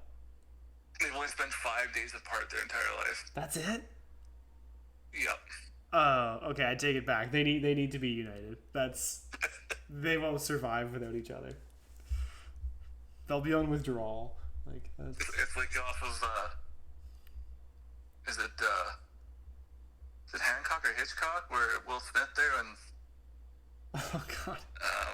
And there's they can't be, they get too close together, but the opposite, if you get too far apart, the world just starts crashing. Yeah. Oh, I haven't seen that movie. You gotta have them together. I haven't seen that movie in like a year, so you gotta cut me some slack. It's all good. It's probably been like 10 since I've seen it. So. I don't know why I watched it recently, but I just love the scene where he comes in with a frying pan and like hits Charlize Theron on the head and just is like, huh? Like, see? Like, nothing happened. She's just like, really? Bends the fork. Yeah, bends the fork into her back, yeah. Yeah, that was both a horrible movie, but also a good movie. It managed That sounds like a lot of Will Smith movies. Yeah, like his performance was funny, but like the movie itself was kind of eh. if you watch old Will Smith movies, you're like, I remember this being a lot better. It's I still know. good, but when you're younger, a lot of the Will Smith stuff seemed better. Although to be fair, like Fresh Prince always holds up. But yeah, that's a great one. You can't go wrong. I just watched The Sheep Detectives today, and that was one How of the. was it? It was really good. I was really impressed with it. Like, it's an animated movie, so you're never gonna expect like super deep philosophical stuff, but they actually managed to like make a really philosophical movie in a really like kind of unique way. I really enjoyed it. Like, it was. So it kind of follows like the old Disney style where there's always deeper meanings kind of thing, right? Oh, for sure. Like, it was one of those movies where like if you're an adult, you're like, you actually like, it was like, this is actually like, it's a really touching movie, and if you're a kid, you're like you might not learn something, but like it's a really like nice story. I don't know. And it's kind of like one of those like classic like murder mystery movies. Oh yeah. It's just a really well done film, and like you look at it and you're like, this couldn't have taken like this. It wouldn't have needed a big budget. Like, you could have done it with, you didn't need to have like Hugh Jackman and all the big name actors that they had. So like you could realistically make a movie like that really cheap, or relatively cheap. So that's the style I need to get back to. Like, just simple stories, good storytelling. Little few morals here and there. Like, It's on my radar. yeah, just give us something. Like, it's I don't know. You don't have to reinvent the wheel, and that's what Hollywood's been trying to do for so long. So eventually, my TV show will break through, and we will have another hockey television show on the market. Because we need another one. Well, this heated rivalry is starting to gain traction on the hockey TV shows. Mine's more on the like, it's all in the what's the basketball one? Mine's like a front office show. So, yeah, kind of like that basketball show that I was telling you about. Yeah. Have you started watching that yet? I haven't got to that one yet, but I should check it out. It's not bad. I'm just not big on basketball. That's the thing. Neither am I. So you kind of, if you'd picked a sport like football, I would have been all over it. But no. I can't stand the NBA, but Oh, neither can I. I don't mind the show. I like the WNBA. It's like a mix of like really good basketball and Waffle House fights. It's a Shane Gillis reference. Oh man. I don't know if you saw the clips from like Caitlin Clark's last game, but like I saw a photo. That's about it. Oh, the one with like the fist in her neck. It's like, what are we doing here? Like, come on. I saw some references to that probably shouldn't be repeated on air. Yeah. It's just, oh man, the WNBA is. They really need to figure some things out. Like, they put out that like 30th anniversary poster, and it's like, we're gonna have Sophie Cunningham, but not Caitlin Clark, which is so egregious because it's like Sophie Cunningham averages like 3 points a game for her career. Like, don't get me wrong, I love her. She's like hilarious, like one of the most entertaining players in the WNBA, but. Man, their marketing team needs to be fired en masse. So, actually, you know what? I take it back. They're actually doing a really good job. They're just doing it in the most controversial way possible. So, Stevie, maybe that's their strategy. Okay. Yeah, trade. I was gonna say who's the pick, but Sokolov's. Really? 3 in this year's draft to the Detroit Red Wings in exchange for Sebastian Kosa. From Utah to the Red Wings. All right. Stevie Y, if he does not take JP Hurlburt here, what is he doing? All right, actually no. Find me the middle 6 forward that's still available. Yeah, he's gonna take like Casey Mutrin. Or who's? Let me see. I'm looking at my board. Hurlburt, Novotny, Preston would make a little bit of sense, maybe. Hextall. I think Hextall actually makes sense. He's got to go forward, right? Yeah. Casa on the block at This would have 33. been a Suvanto spot if he was still available. I love when people get traded in real life and immediately you see that they become on the block in fantasy. Within 2 seconds, I just see Kosa on the block in 33. Like, Call Me Shirley wasted no time. Wow. And he's now in 2 leagues, got Kosa on the block. Alright. What is the most DVY pick here? Like Themis Ignovitis? Or however you say his last name? Ignatavicius? Yeah, that makes sense. This is completely out of nowhere kind of thing.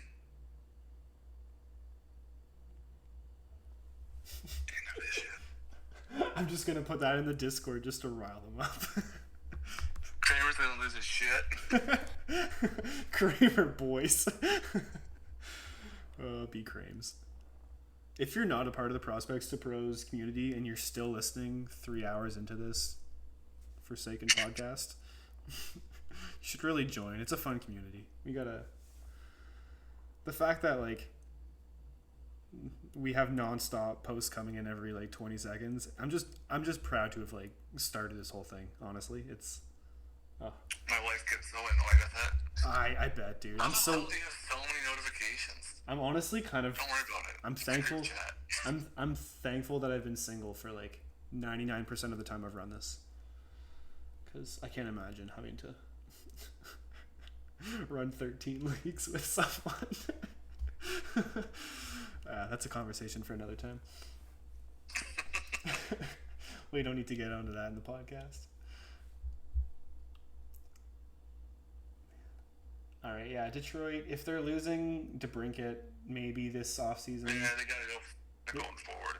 They got to take Hurlburt. Like, you got to take a swing. At some point, you got to take a friggin' swing. Third selection in the 2026 NHL Draft, the Detroit Red Wings select from Kamloops of the WHL, JP Hurlburt. Yeah, that's the pick. Okay, you know what? For once, good pick. You know, not for once. It's hard to judge Stevie Y because, like, I do like his drafts. Like, Carter Bear was a good pick, I think. Nate Danielson. Taking him over Benson was the issue for me, but I liked the Danielson pick. You know, just in a vacuum. I don't know. I like this kid. Like, I've never met him, never talked to him, but he's, from all accounts, he's a great kid.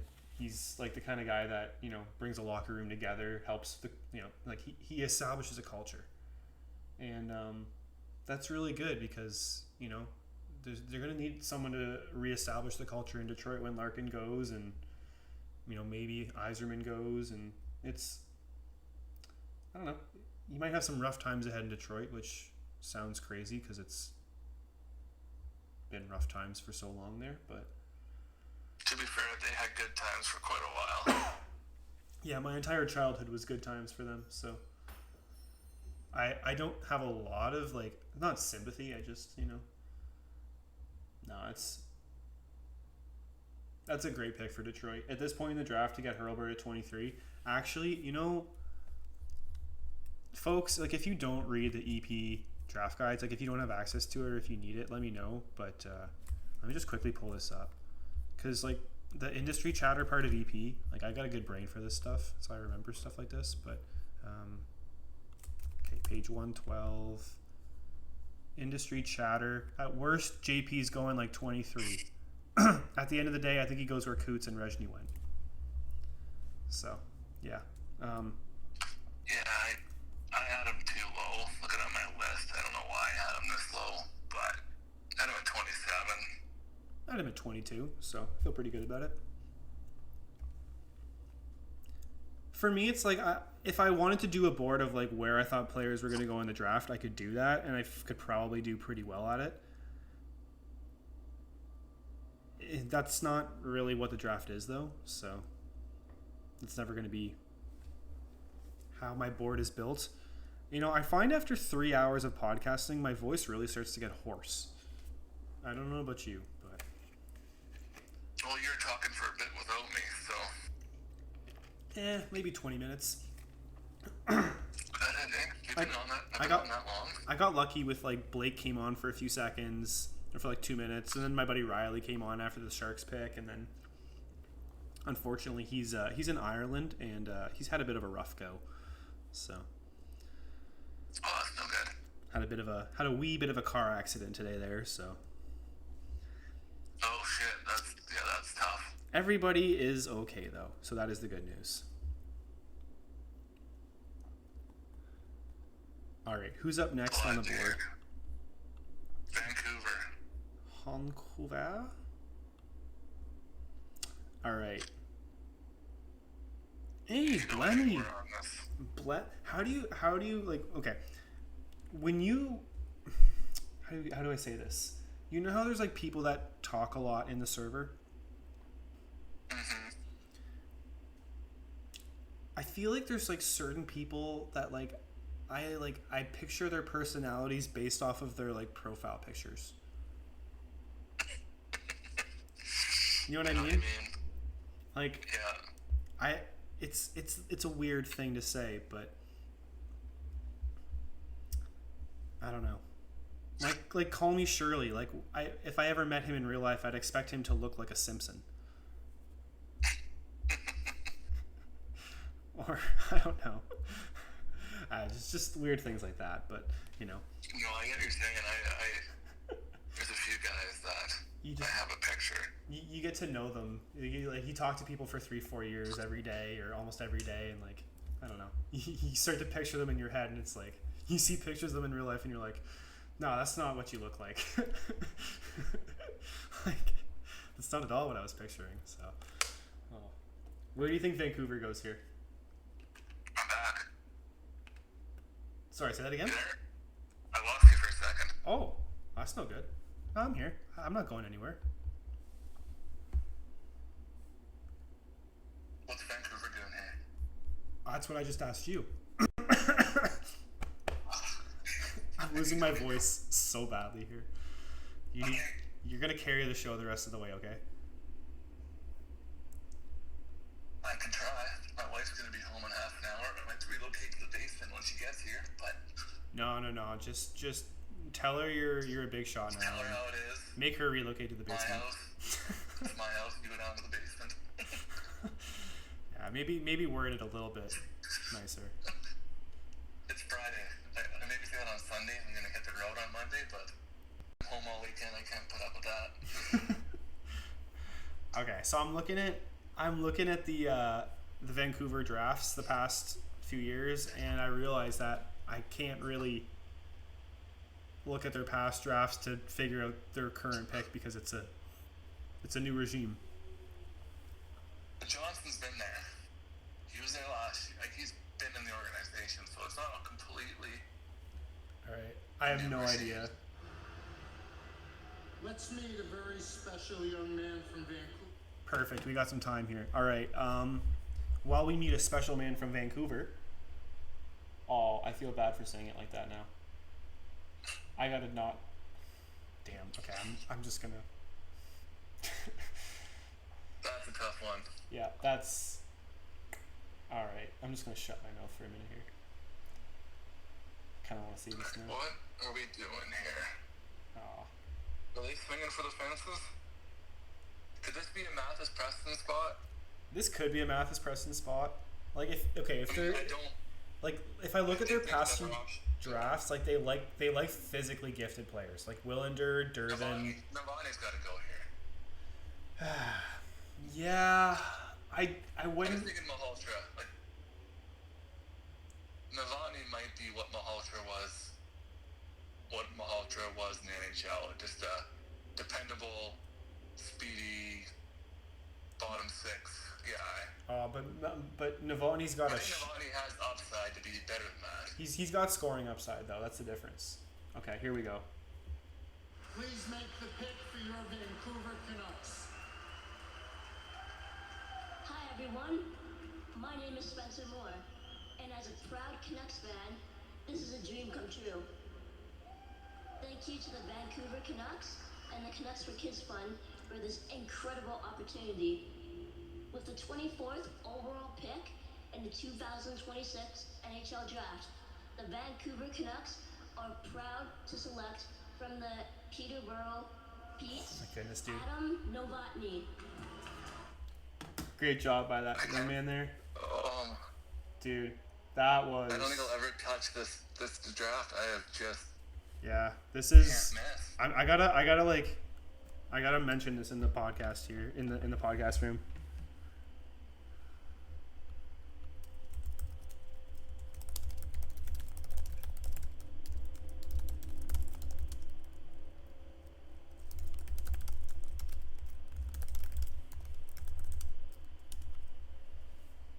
Appreciate the shout out. Yeah, this is... It's a worthy shout out. You've predicted way too many picks tonight. So, I would do this for rounds 2 to 7, but I gotta work tomorrow, and that would be excruciating. So, Yeah, I'll have it on. What time's it start tomorrow? probably around noon, I'd say.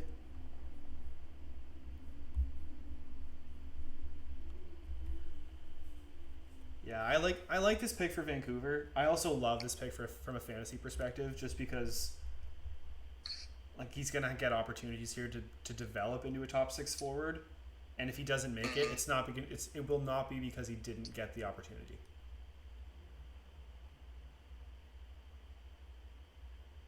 Yeah, I'm a big fan of that selection. Like, that's an A+ pick for me. I put him at 12 on my board, and yeah, that's... I want to say it's a relatively safer one. Oh, it's a safe pick for sure, but it gives you a little bit of everything, I'd say. Mm-hmm. Like at 24. Okay, let me quickly... Oh, I should have... Talking for a second. I just gotta go on mute here for 30 seconds. Yeah, you're good, dude. Don't worry. All right, folks. Well, Mr. Jerry goes on mute, I'm going to pull up our first round file. Oh my goodness, my Excel's never going to open tonight. Of our draft deep dive project, which we will get back to at some point. It's been a long summer, folks. Every time I have projects that I want to do, things come up. This was kind of a last minute spur of the moment decision tonight, so came in a little woefully underprepared, but let's go draft round 1. Nope, that's not the file. Round 1. There we go. First round deep dive. All right, folks. One thing I want to start doing here. We're going to take a look at, oh boy, the players that have been taken at each pick in the last 21 years, 22 years. So at 24, you've got a yellow tier in Konechny, a green tier in Oshie. You've got 4 blue tiers with Jared McCann, Mikhail Backlund, Kevin Hayes, and new blue tier player in Maki Samoskevich. And then you've got a couple purples in Marcus Johansson, Connor Zary, and Danila Yurov. Then you've got some Jags between Philip Tomasino, Max Jones, and Malcolm Subban. And at 24, you've got 7 busts. So that means 7 out of 21 picks. Is that correct? 7 out of, 22. So just under 33.3%. So the way to look at this Novotny pick, if you're a Vancouver fan, or at least the way I would look at it, is you've got about a 30% chance of picking a bust here. Novotny lowers that considerably. I wouldn't say, I wouldn't say it's 0, but I think your chances of having, him bust are pretty low, just because he's physically quite close to being ready. It's just going to be a matter of how much can he improve from this past season. And I don't know. I think if you put him around other good players, he can be a useful piece, but we'll see just how good he can be. I apologize. Oh, he's back. All right. I got a question for you, Mr. Jerry. 25th overall picks in the last 22 drafts. How many busts do you think there have been in our categories model? So that would be players that average less than 70 fantasy points per season for their career. In the last how many drafts? 22. How many players do you think would be considered busts? Oh, I imagine it's pretty high. Less than how many points per season? 70 fantasy points. So basically, you basically just have to play like 35 games and average 2 points per game, or play a full season of. Now for seasons they don't play in the league, does that? No, I don't count. I'm not counting. I'm not counting seasons where they haven't played. But if you're retired, I'm counting like every sample that you played in. So like if you played like 3 games at the end of your career and like in your final season, like I'll include that, because we're doing this as like a full snapshot of your career. Oh, he's up. Ottawa's up. Oh, who's it gonna be? It's the Commissioner, Gary Bettman. They like big OHL defensemen, so Sokolowski could honestly go here. With the 25th selection in the 2026 NHL Draft, the Ottawa Senators select from Leksand, Sweden, Jonas Lagerberg Owen. Great pick. That's going to be one that the casual Sens fans are going to be wondering about. I'm a big fan of that pick. I missed that. I wasn't by my screen. Oh, I apologize. That was Lagerberg Hohen at 25 to the Sens. Interesting. I had him at 56 on my board. Remind me again, Lagerberg Hohen was the one that missed a significant portion of the year, did he not? Or am I missing? Let me check. Let me find my draft notes. I believe so. I didn't watch much of his tape. I saw a little bit of it. I had him outside my top 60. Okay, so I have... Looks rough now. With minimal draft year tape, he looked really promising. However, even with his impressive U20 production, he still looks like a one-trick pony who needs to add a playmaking element to his skill set to become a true threat to crack an NHL lineup. His lack of B game makes him a boomer bust project as well.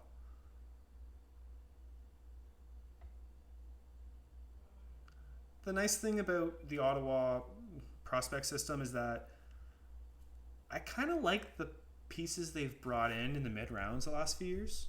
Like, that 1 year getting Blake Montgomery and Javon Moore back-to-back was like that was a heist, in my opinion.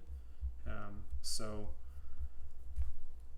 I kind of like some of what Ottawa's done, despite the fact I detest a lot of their first-round picks. But yeah, it's kind of an interesting team. Gotta bring up the Ottawa picks. Ottawa. No. How do you feel about that pick, Mr. Jerry?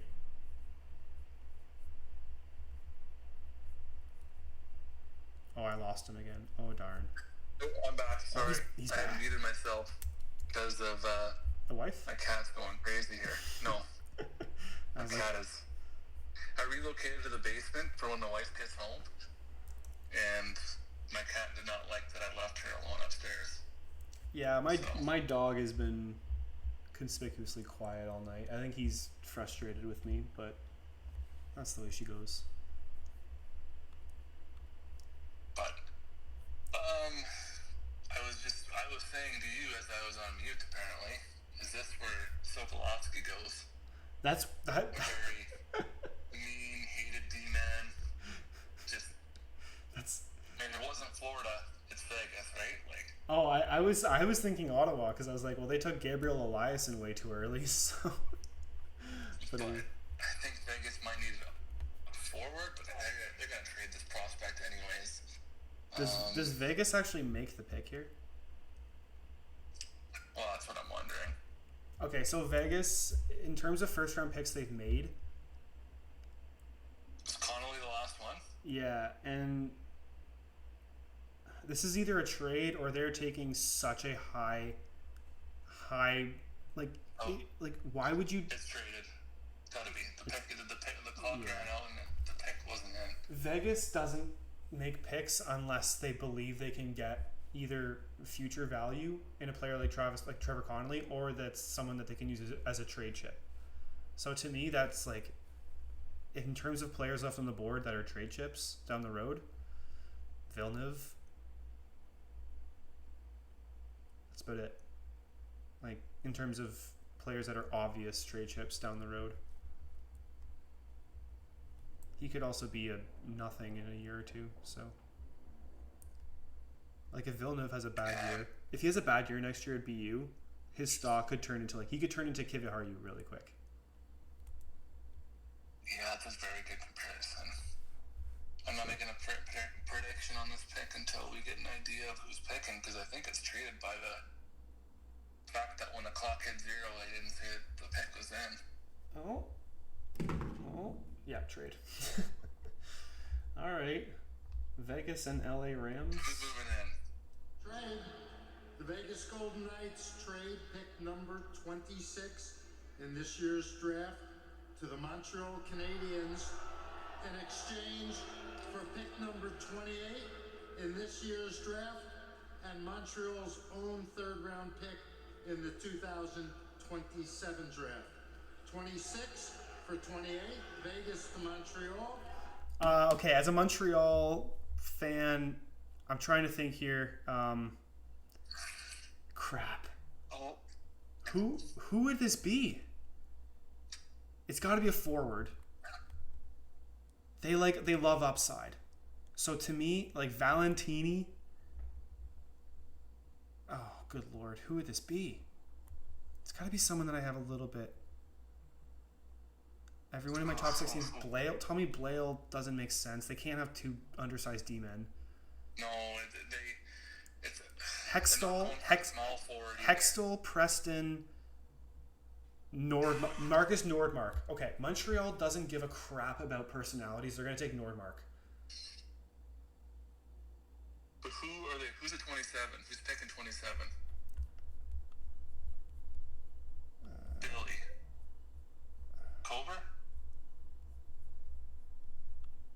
Honestly, dude, I said at the beginning of this podcast. Culver, but everyone else seems lower on him than we are.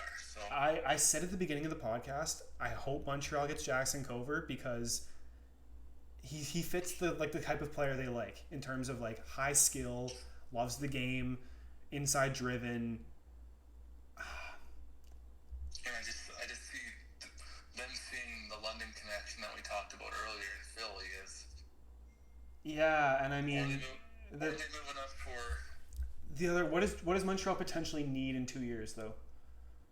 Like Reinbacher on the right side, Dobson on the right side. Their left side is Matheson, Hudson, Gooley. They're set there. Goalie, they're set. There's no goalies either. Forwards. Kirby Doc. Is he righty or lefty? I don't think that matters though. To me, like it's got to be one of Preston, maybe Hextall.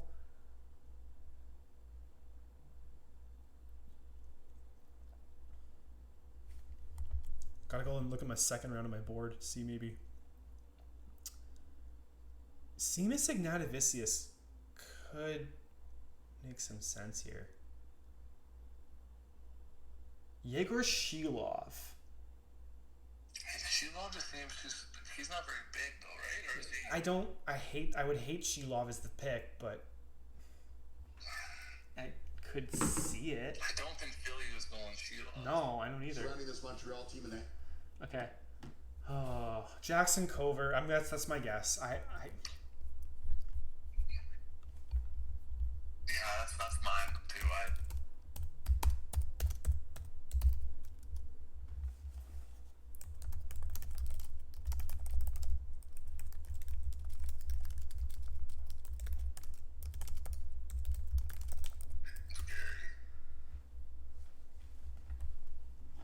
The Montreal Canadiens select from Novgorod, Gleb Pugachev. Oh my goodness. I was gonna say him, mother trucker. I was gonna say Pugachev, and I'm like, I kind of get that. Because he's big. He's got some skill. I should have said it. Gosh darn it. Like, it makes sense from a, like, what was the issue that Montreal had against Carolina? And that was, like, they couldn't get possession. They couldn't, like...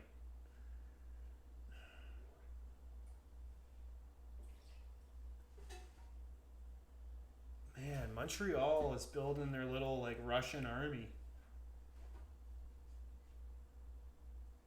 So, how high is Pugachev going to go in fantasy drafts now because of this pick? You're good, Mom. You can make some noise.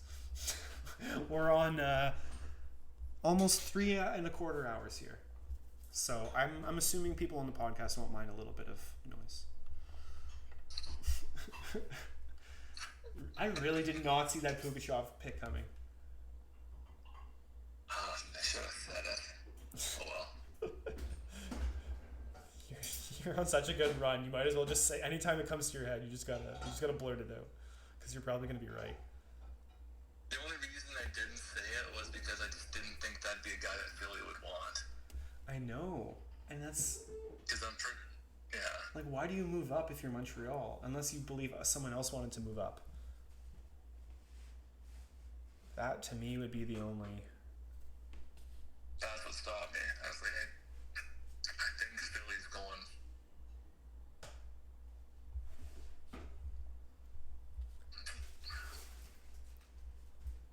No, Philly's going Sokolowski or UN,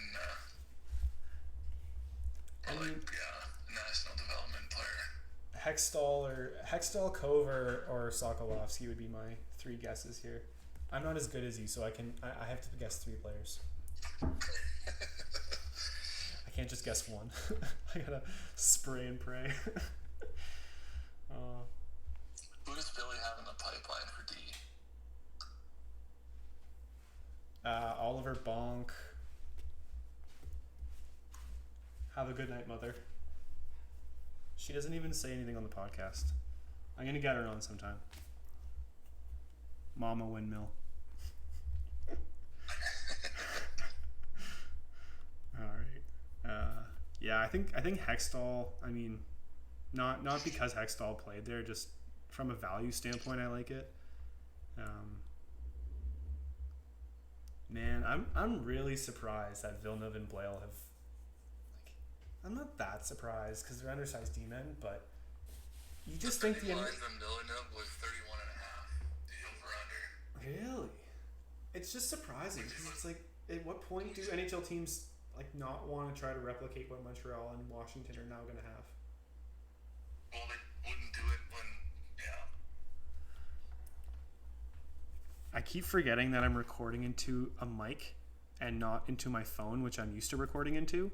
So sometimes I sit back in my chair and I just start talking into the phone, realizing that I'm like going really far away from the mic. So, all right, Danny, you got some extra picks that you didn't need. What are you going to do with them?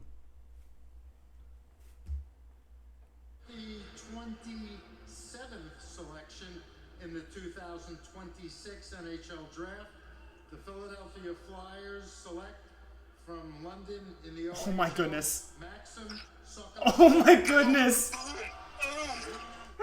We got another one. Oh, I hit the mic. I was so excited. Oh my god. I would have just said Glebe last time. I would have been. I mean, my run's still pretty good.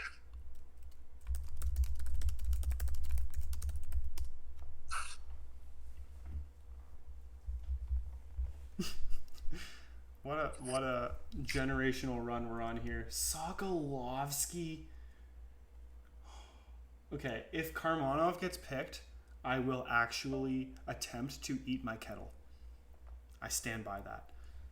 That's a Rubius Hagrid quote from Harry Potter. But no, I lost him. How could he do this to me? You're back? Oh, thank God. I saw the group chat and I wanted to hide things and I accidentally just swiped out and it kicked me out.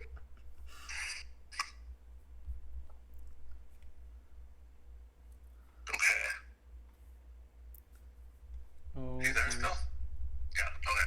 How did Sokolovsky get drafted before Cover? I might be really wrong on Jackson Cover. Because he's mean. Dude, I get it with this kid. Like, he's 6'8". Like, I had him really high on my board at one point, and then I went back and I was like, okay. Like, what he did well in that series against the Sioux was, like, yeah, his size and the skating ability made life hell on zone entries, and he's quite advanced defensively. I just don't really know how much room there is for him to grow as, like, a puck mover. Like, there's just not going to be much offense. Nikita Zadorov, maybe? Yeah, that's the comparison everyone's throwing out. But that's like the best case scenario. Like, best case scenario isn't Chara, it's Zadorov. And that to me at 27 is pretty good value. But the worst case scenario is like... spent a lot of time, like, just worrying about being mean versus actually playing defense sometimes. Because, he's young. I mean, he does an amazing job at, like, clearing the net front. The highlight clips are just gonna make people be like, oh, like, look at him. And then I remember, okay, so you know that the second highlight they showed where he, like, blasted that guy? Yeah. If you actually watch the entire shift, if you watch that entire shift, it's a horrible shift. I don't know. I think we're pretty much caught up now. I moved downstairs and my laptop's further behind, so we're pretty much... Yeah, sync now. Hey, Muffler. This is the kind of trade for Philly where I don't get it. Like... Well, the trade... Like I said, when they made the trade, they were probably taking him there anyways, and he's probably still going to be there, so collect the extra picks and... I know, but why not trade down again? Like, unless they thought he was going to be gone, which... This just seems like another Philly, like... To me, this is just, like, a classic example of, like, you overvalue a player, and you're not willing to get them when they're good values. Like, I had Colin Potter at 9 on my board last year, and I took him at 17. And I took him around that 17 to 18 range in most drafts because I knew he wasn't going to make it to, like, the late 20s. And I could have tried to trade into the early 20s, but I didn't want to take that risk either. So it was just one of those, like, hey, I'll take him here. But, like, if Cover falls into the 40s, like, I'm not gonna trade into the teens or the 20s to take him. Like, I'd move back into the late 20s, early 30s. And that's, I don't know, it just seems like, Philly every year, they have a player they really like, and they're saying, like, we're going to get that player. And it's, I don't know, it's not the way I'd... He, like, half-assed in the process this time. Like, at least he traded down and didn't completely overreach, but, like, you bring up a good point. Like, was it Nesbitt last year? It was Luchenko the first year, it was Nesbitt the year after. Like, they just have this history of, like, either trading back to get more picks, and then it just seems like they take very safe players every time. Like, they're like Detroit on steroids, is the way I look at them. Yeah. Like, at least Detroit gets good middle six players, whereas with Philly, it's like, we're just going to get depth middle six players. Or not even middle six, just depth. Like, to me, Luchenko is depth. Nesbitt is, like, a third-line center, maybe. Like, my thing with Nesbitt was, like, I liked him as a net front option. A big net front option who can kill penalties. And Philly was like, we're going to move up to get him at, like, 13. I don't know. It's... Like, if Vegas goes out here and takes Jackson Cover, I'm going to cry. They're trading the pick. They traded the pick. Yeah. Vegas is so smart right now. Like, Vegas is going to trade the pick like 6 times. They're going to pick up 1 million mid-round picks. And then trade them for some on the deadline next year. No, they won't trade the mid-round picks. They'll just keep the mid-round picks. Eventually, one of them will turn into a decent player. Who's jumping up? Oh, who knows? Pittsburgh. Dubas coming up for Ruck. Dude, if you take Marcus Ruck in the first round, I don't care how good of a GM you are. You're not taking Marcus Ruck in the first round. If it's Pittsburgh, though, I will laugh. There's no way. What is it? Anaheim, 29 and 117 to move up one spot. Dude, Vegas is cooking. Right.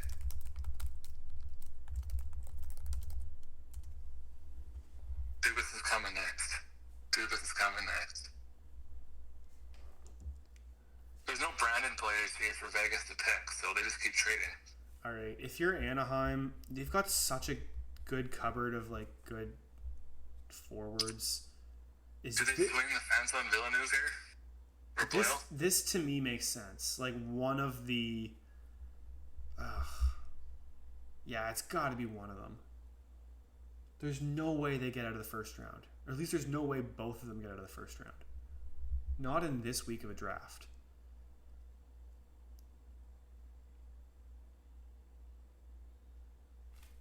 Yeah, go Villeneuve. I'd love to know what they're talking about on the panel. They're probably just rehashing everything we've said. Well, this guy's talking like what the scouts would say in the room. Cosentino's gonna say some nonsense here, and then here you can just quote nonsense, and then we get to Kobe makes a joke. Gabber gets the panel back on track. I feel like I'm listening right now.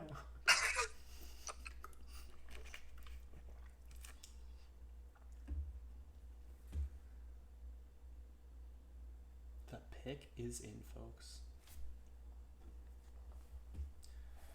All right, Gary.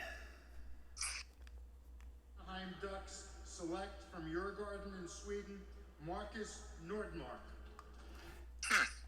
You know, I thought that was like everybody and their mother put Nordmark at this point on their board because yeah, at 34, so not far off. Yeah, like I had him at one point at 30. I moved him to 32. I moved him to 33. I think he finished at 30. Yeah, he finished at 30 on my board.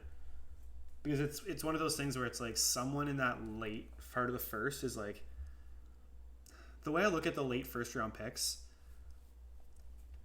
assuming you haven't traded it, like, okay, if you're a good team and you don't have, lots of future ammo or lots of prospects in the pool to make big trades, your only chance at getting, a top 6 forward into your system is by taking a big swing at the end of the first.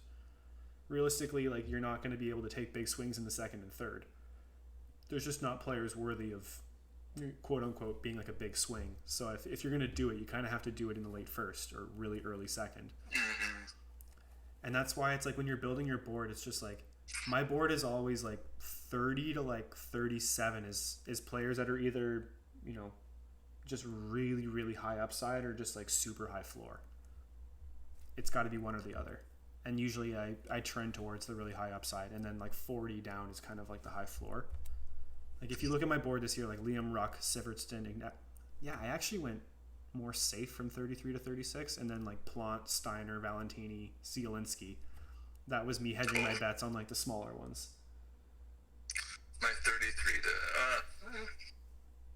to my 36, 37, 38 were all pretty good shots. Steiner, Runso, Pugachev. Yeah, it was. Where did I have Pug? I had Pug really low. I had him at 61. Damn. See, I will be very honest. Like I struggle to scout Russians. What stood out to me with him was when I would transition from his MHL tape to the KHL tape. Like it didn't look like he lost a step. He looked comfortable. He's got a bit of that dynamicness to him, but he can also play a bit of a physical role, so. Yeah, I likened him to and this is why I should have had him higher on my board, but like, he reminded me a bit of Prokhorov last year, but just more of a skilled player, like less physically toolsy and more of a hockey player, if you know what I mean. Mm-hmm. Like everyone liked Prokhorov because he was big and he was like super good skater and super physical. Whereas with Pugachev, it's like a little bit of that, but with a bit better of a skill set. All right, here's the big question. Does Vegas actually make a pick?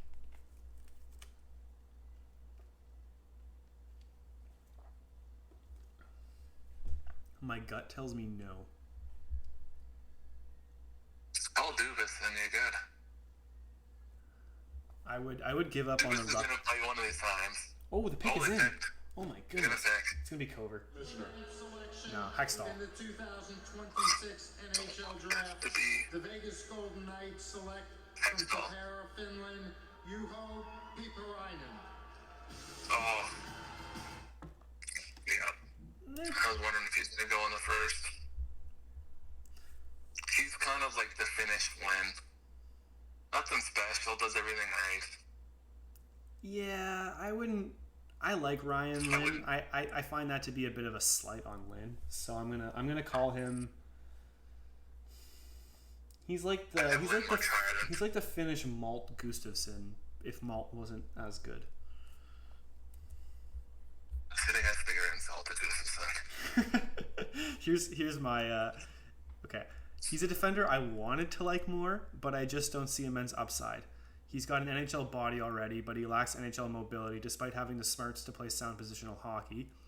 The passing ability suggests he could have second pair upside, but his lack of skill with the puck and his safe style of play lowers the upside considerably. If his skating continues to improve, he probably makes this ranking look a little foolish. I had him at 57 or 58, but even then I can live with it. Yeah, I have him at 42. Yeah, like I think he's like, he's gonna be like maybe an Ole Mata at the next level at best. Which Ole Mata now. Ole Mata was like a really big name prospect who didn't have that really big career, but he's had a long productive career. Like I want to say he's like gonna be like 33, like Ole Mata right now, like just a solid bottom six D man. Yeah, like bottom pairing D man. I imagine this guy gets traded within the next year. To be fair, although the fact they made the pick, you never know. Yeah, he'll be in the package for Ransky. Don't say that. Please don't say that. Vegas should have to sign Rasmus Anderson. That should be their punishment for being such a dick franchise. You don't like Rasmus or what? No, sorry. Yes, I'm not a big Rasmus Anderson fan. At least not the way he played in the playoffs. I'd pay that Rasmus Anderson like $4 million a year max. Yeah, he didn't have that hot. Maybe a little more. I don't know. I was not thrilled with his playoff run. Put it that way. All right, Calgary. Okay, this is. Can I go Shilov?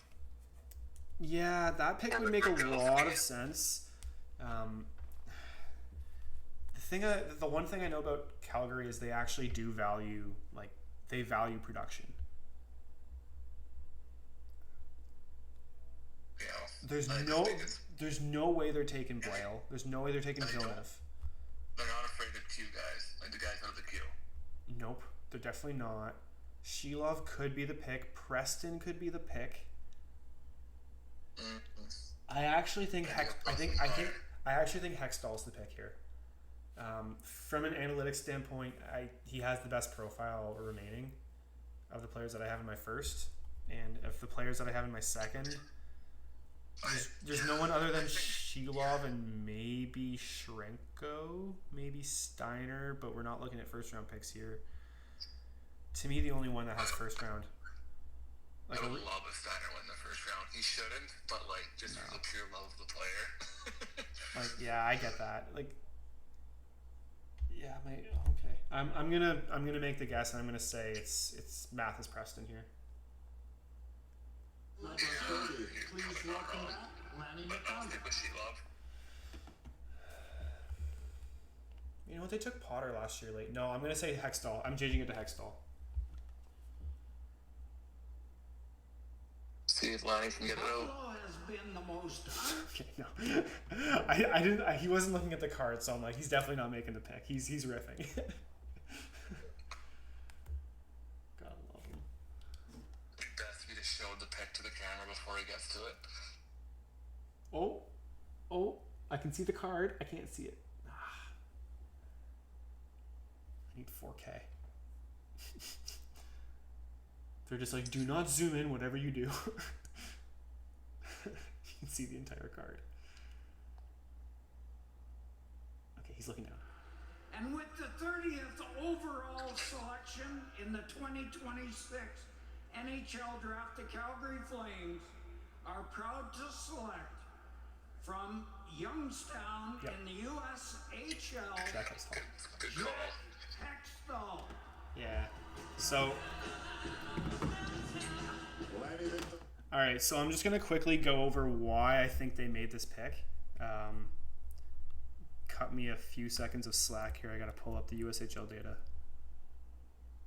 But as soon as you said it, I'm like, yeah, I think you're right. So if you, like it's the biggest thing I know that they like is they like production. They just value production. So Hextall, the biggest thing that I noticed with Hextall was that, okay, sorry, I had to burp like 8 times in a row there.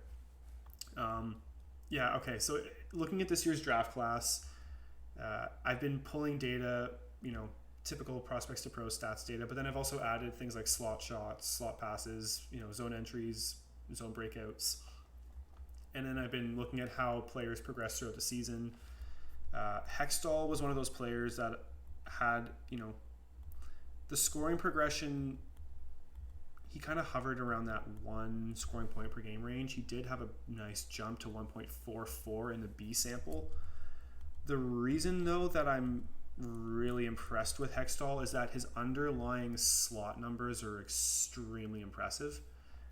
Like he was getting to the slot, like he was taking like maybe less than half a shot per game early, like for the most of the season when it came to slot shots, and then by the playoffs he was up to like 1.2, and his passes to the slot are borderline elite numbers for the draft class. So like they put him in line with guys like Cullen.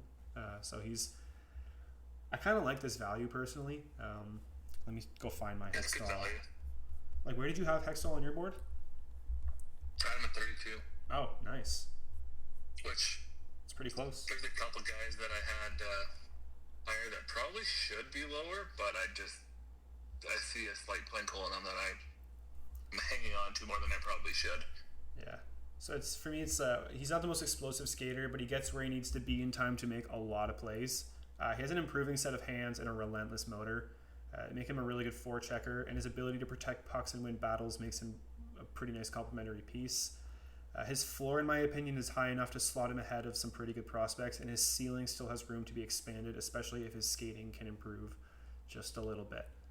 So, I think that's really nice value for the Flames, who 2 years in a row get quality American prospects in the 30s of the draft, like 31 last year with Potter and 30 this year with Hextall. I think Conroy's been doing good things. I think there's some people out there that are a little harder on him than he probably should be. I mean, he hasn't had much to work with since he's taken over. Well, what I like is that, like, don't get me wrong, I think it's... If you're going to have a bad team as a fan, I think a lot of fans would rather you just blow it to the moon and then get as much capital as you can in 1 year for 2 years so you can really just bottom out. And Conroy was very clear that, like, or maybe he wasn't super clear, but like it seemed like the way he approached it was like, I'm going to take my time dealing off the assets that we currently have, because instead of just selling them, for nothing, like I want to get something in return. What was the return for? It was tough last year because Wolf pretty much almost drug him to the playoffs. Oh, I know, and that's the other thing. Like you can't really sell because ownership's looking at it like, well, we can squeak in, buy us some revenue for the next 3 or 4 years because we know we're not going to be this good next year. Then let's do it, right? So it's like, okay, well, hold off. And I think Anderson played the last part of the season last year with a broken leg or something. Yeah. And damn. But looking back, like I don't love the return they got for Rasmus Anderson, but at the same time, okay. There's almost 2 firsts. If Vegas won the cup, it's 2 firsts. Oh wow, they almost did. Yeah. Man, they were close. Okay, Yeah. that's interesting. No, I don't mind that. You know, it's like if you're going into every draft class with 2 or 3 first round picks, that's pretty good. Not to mention, like Cullen Potter, if you're going into a draft this summer, or if you're in trade talks and someone has Cullen Potter, like you should be asking for that kid in every, like if you can get a share of that kid, get a share of him before it's too late, because he was going thermonuclear before that injury last year, like in that 11 game B side sample from November to January, he was putting up 2.4 scoring points per game.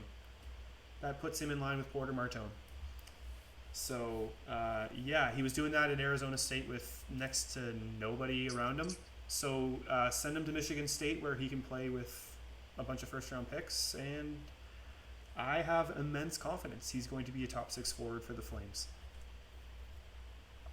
Think Alex Newhook, but better. What are the Canes doing here? Trading it. Either trading it. Does this do this? I mean, the Canes. Oh, this would be such a good landing spot for Jackson Cover. I want my boy to be a first round pick. I can't have a player in the top 10 of my board. I can't have 2 of my top 10 board players not taken in the first. I have Blale. Oh, yes. I love me some Tommy Blale. I think the D are going to fall here because so many so many forwards are going now that guys are like, we got to get them before. You know, if you're Carolina, why not take Xavier Villeneuve or Tommy Blale? Like, why not? What's the harm? You just won a Stanley Cup. I mean, I guess if you're trying to build a long-term winner, it's a risky move. You gotta trade it, or you gotta take one of the guys with the highest upside with the most value that you're gonna flip for a player at the deadline next year, right? I don't know. To me, it's like Villeneuve or Blale makes so much sense for Carolina, just from a like. We can either flip them later, or we end up getting a number 1 power play defenseman for when Gostisbehere has to go.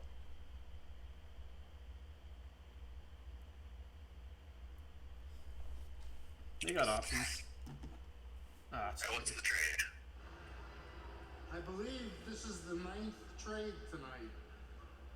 The Carolina Hurricanes trade pick number 31 in this year's draft to the Nashville Predators in exchange for picks 42 and 57 in this year's draft. Carolina sends 31 to Nashville for 42 and 57. Nashville, you're on the clock. Okay, it says 42 and 56 on the trade banner, but then he said 42 and 57, so I'm not 100% sure. Banner and not Old Man Gary. All right. Who's he coming for? D-Man or Sheeloff?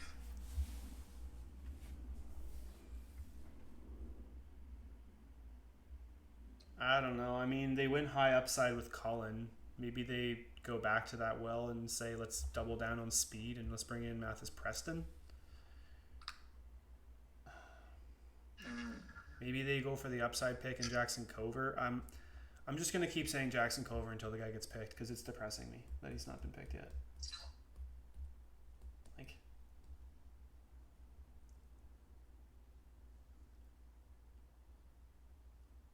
you know what, though? As sad as it makes me he hasn't been picked yet, it makes me really happy to know that I can probably wait a little bit and get him still in drafts this summer. Besides Mullen, Dyke, and Cam Reed.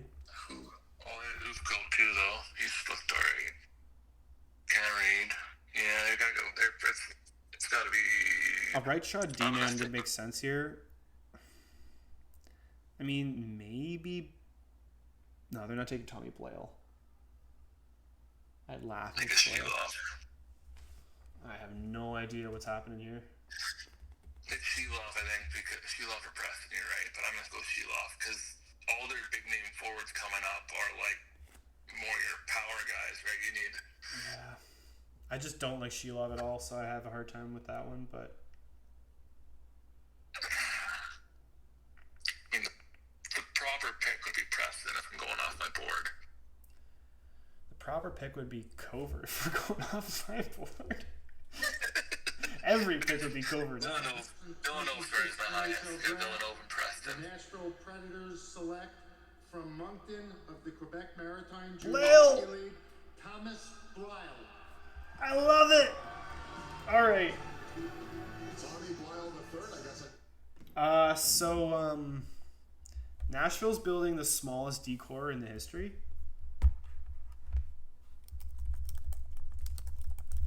They're gonna have a great regular season and then get ran through the wall in playoffs when they do eventually make it.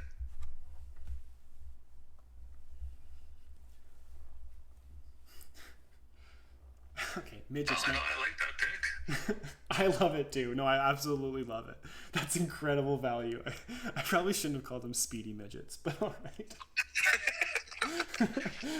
Like between Mollendijk, Reed, and Blale, it's just like that, you're canceled. Like that's a lot of mobility on one back end. Holy crap! Like that's an exciting.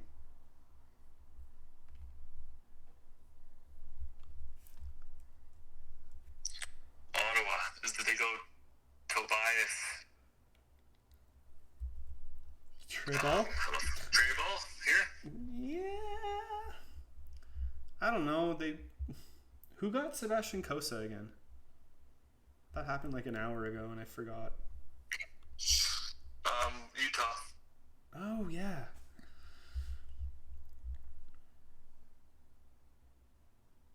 I completely just like missed the part where Montreal drafted Pugachev. Like that's completely been forgotten in my brain by now. So. God, I wish I would have said that. Dude, you've predicted enough picks tonight. That one would have been like icing on the cake. It really would have been, but yeah. Well, the number 10 player on my board has finally been taken. Can we maybe finish it off with Jackson Colbert, please? We're at pick 32. How many of my top 32 are left? I got 1, 2. This podcast is just 3, 4, 5, 6. Oh, you have 6 players left in your top 32? Okay, so I've got 1,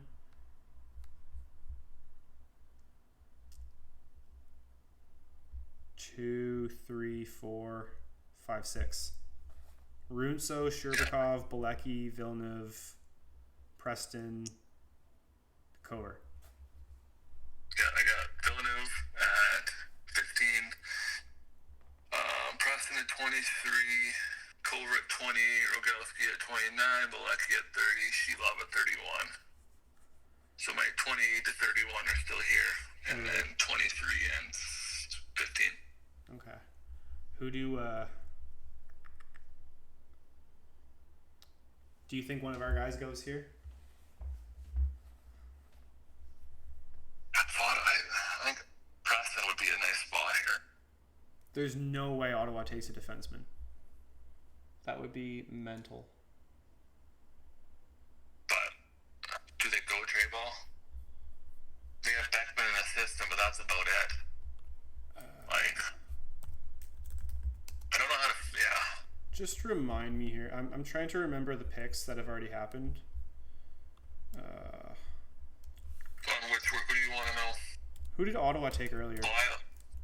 Ottawa took Jonas Lagerberg Hohen. Is that their only pick so far? Oh yeah, they traded the. Yeah, because they're 30. This pick here, remember they got slapped on the wrist for the whole. That's right. I was trying to remember. I was like, what's going on here with like a 32nd overall pick? And they traded 9, right? So. Yeah. You know, considering how much I was roasting Greer for asset management, to leave with Lynn, Verhoff, and Stenberg, it makes those comments seem a little dumb now. But I still stand by the fact that Eklund trade was an overpay. Like, just because San Jose was able to salvage the draft doesn't mean they didn't give up a crap load to get that one pick. I don't know. Do you think it looks better if they do land Byron with 9 and 27? I don't think so. I think they're a way better spot now. I have a really hard time looking at a 50-point forward with 4 years, I believe 5 years left on 4 years left on a really, really good contract. I thought it was only like 2. I thought it was a 3-year deal. No, he's got 4. He's got at least 4 years left. Okay, the final pick is in. With the 32nd selection in the 2026 NHL Draft, the Ottawa Senators select from London the OHL Yes! Jackson Cover. Woohoo! I beat you. Suck it. Wait. So do I. Now I have... You know what sucks? In the last 3 years, all of my favorite players have gone to either Toronto or Ottawa. I feel like that happens. It happens a lot. It sucks being a Montreal fan. Oh, it's so tough now with the way their team's shaking up. Yeah.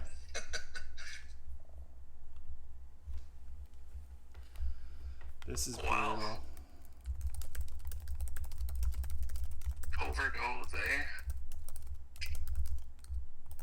Who do we got at the top of the next round? Vancouver, Chicago, New Jersey, Calgary, Chicago. Chicago's trading, eh? They're making a deal tonight or tomorrow. Why? What's the need? Villeneuve? Oh yeah, Villeneuve. They're sitting at 34 and 37. Those one or both those picks are gone for a player. No. I would bet an insane amount of money that Villeneuve is the 33rd pick. I would put a large sum down right now. Just looking at the board, if you're Vancouver, why not take Villeneuve?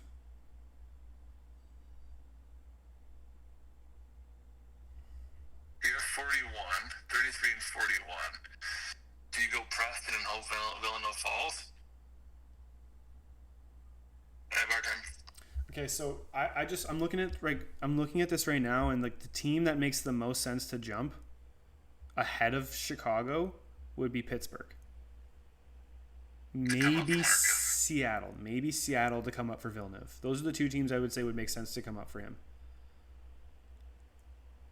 If you're Chicago, you got to get Villeneuve. That to me is that's a non-negotiable. If you leave this draft without him, it's a blunder. You got to give yourself a shot at least walking away with an elite player. Otherwise, that Byram trade is once you pay him $11 million, it's gonna be horrifying to look back at this Can't believe draft. how much he's gonna get paid. Yeah, it's unfortunate for Chicago, but they've backed themselves into a corner because if you trade a 4th overall pick for a player, you're more or less saying that's a cornerstone of the franchise. The only nice thing is, by the sounds of it on that deal, it's not going to be 8. It's going to be 5. Which would 6.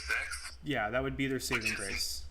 Yeah, because you're going to have a lot of time to deal with the ELCs before that deal would actually be an issue. So if you pay him for 5 years, jump $30 million by then. Especially if I was listening to 32 Thoughts today, and Friedman saying that with the whole Texas expansion, that's he's hearing they want that Texas team in by 29-30. That's $3.5 billion there into the league, right? That's gonna shoot the cap up. Yeah, the only thing that would concern me is you don't want the cap to go up too quickly. It already is, though. Oh, I know, and we're going to see the repercussions of it within a year or two, but it's not a good thing when the entire league suddenly can add a superstar without having to open up any cap space, theoretically. That's not a good thing, because now you've got 28 teams all chasing assets, and for sellers, it's an amazing thing, but the potential issues you're going to see with the top heavy league is, I just think about it as a fantasy commissioner, and I'm I would be concerned if I would just it would just concern me like if you told me like 2 years ago that we're gonna add $11 million to the salary cap, or 10 or maybe 12, like it's just in one summer that's so much considering we're used to like $3 million jumps. Like they've been so incremental for so long that this is. I just don't want it to get to like where it's the NBA and you have one team spending 140 million and another team spending 75 because the market won't allow it. It's just like that's not what we want.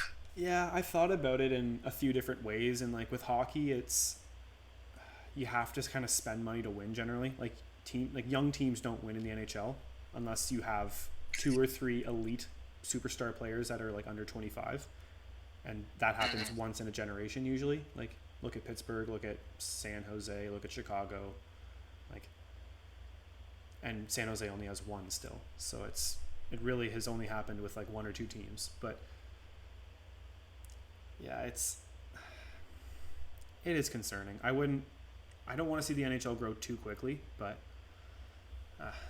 it's tough to tell a commissioner of a major franchise or a major sports league that, hey, we don't want you to grow. Yeah. That's literally his only job. So, well, mister, it's been 3 hours, almost 56 minutes. It's now been 3 hours and 56 minutes. So,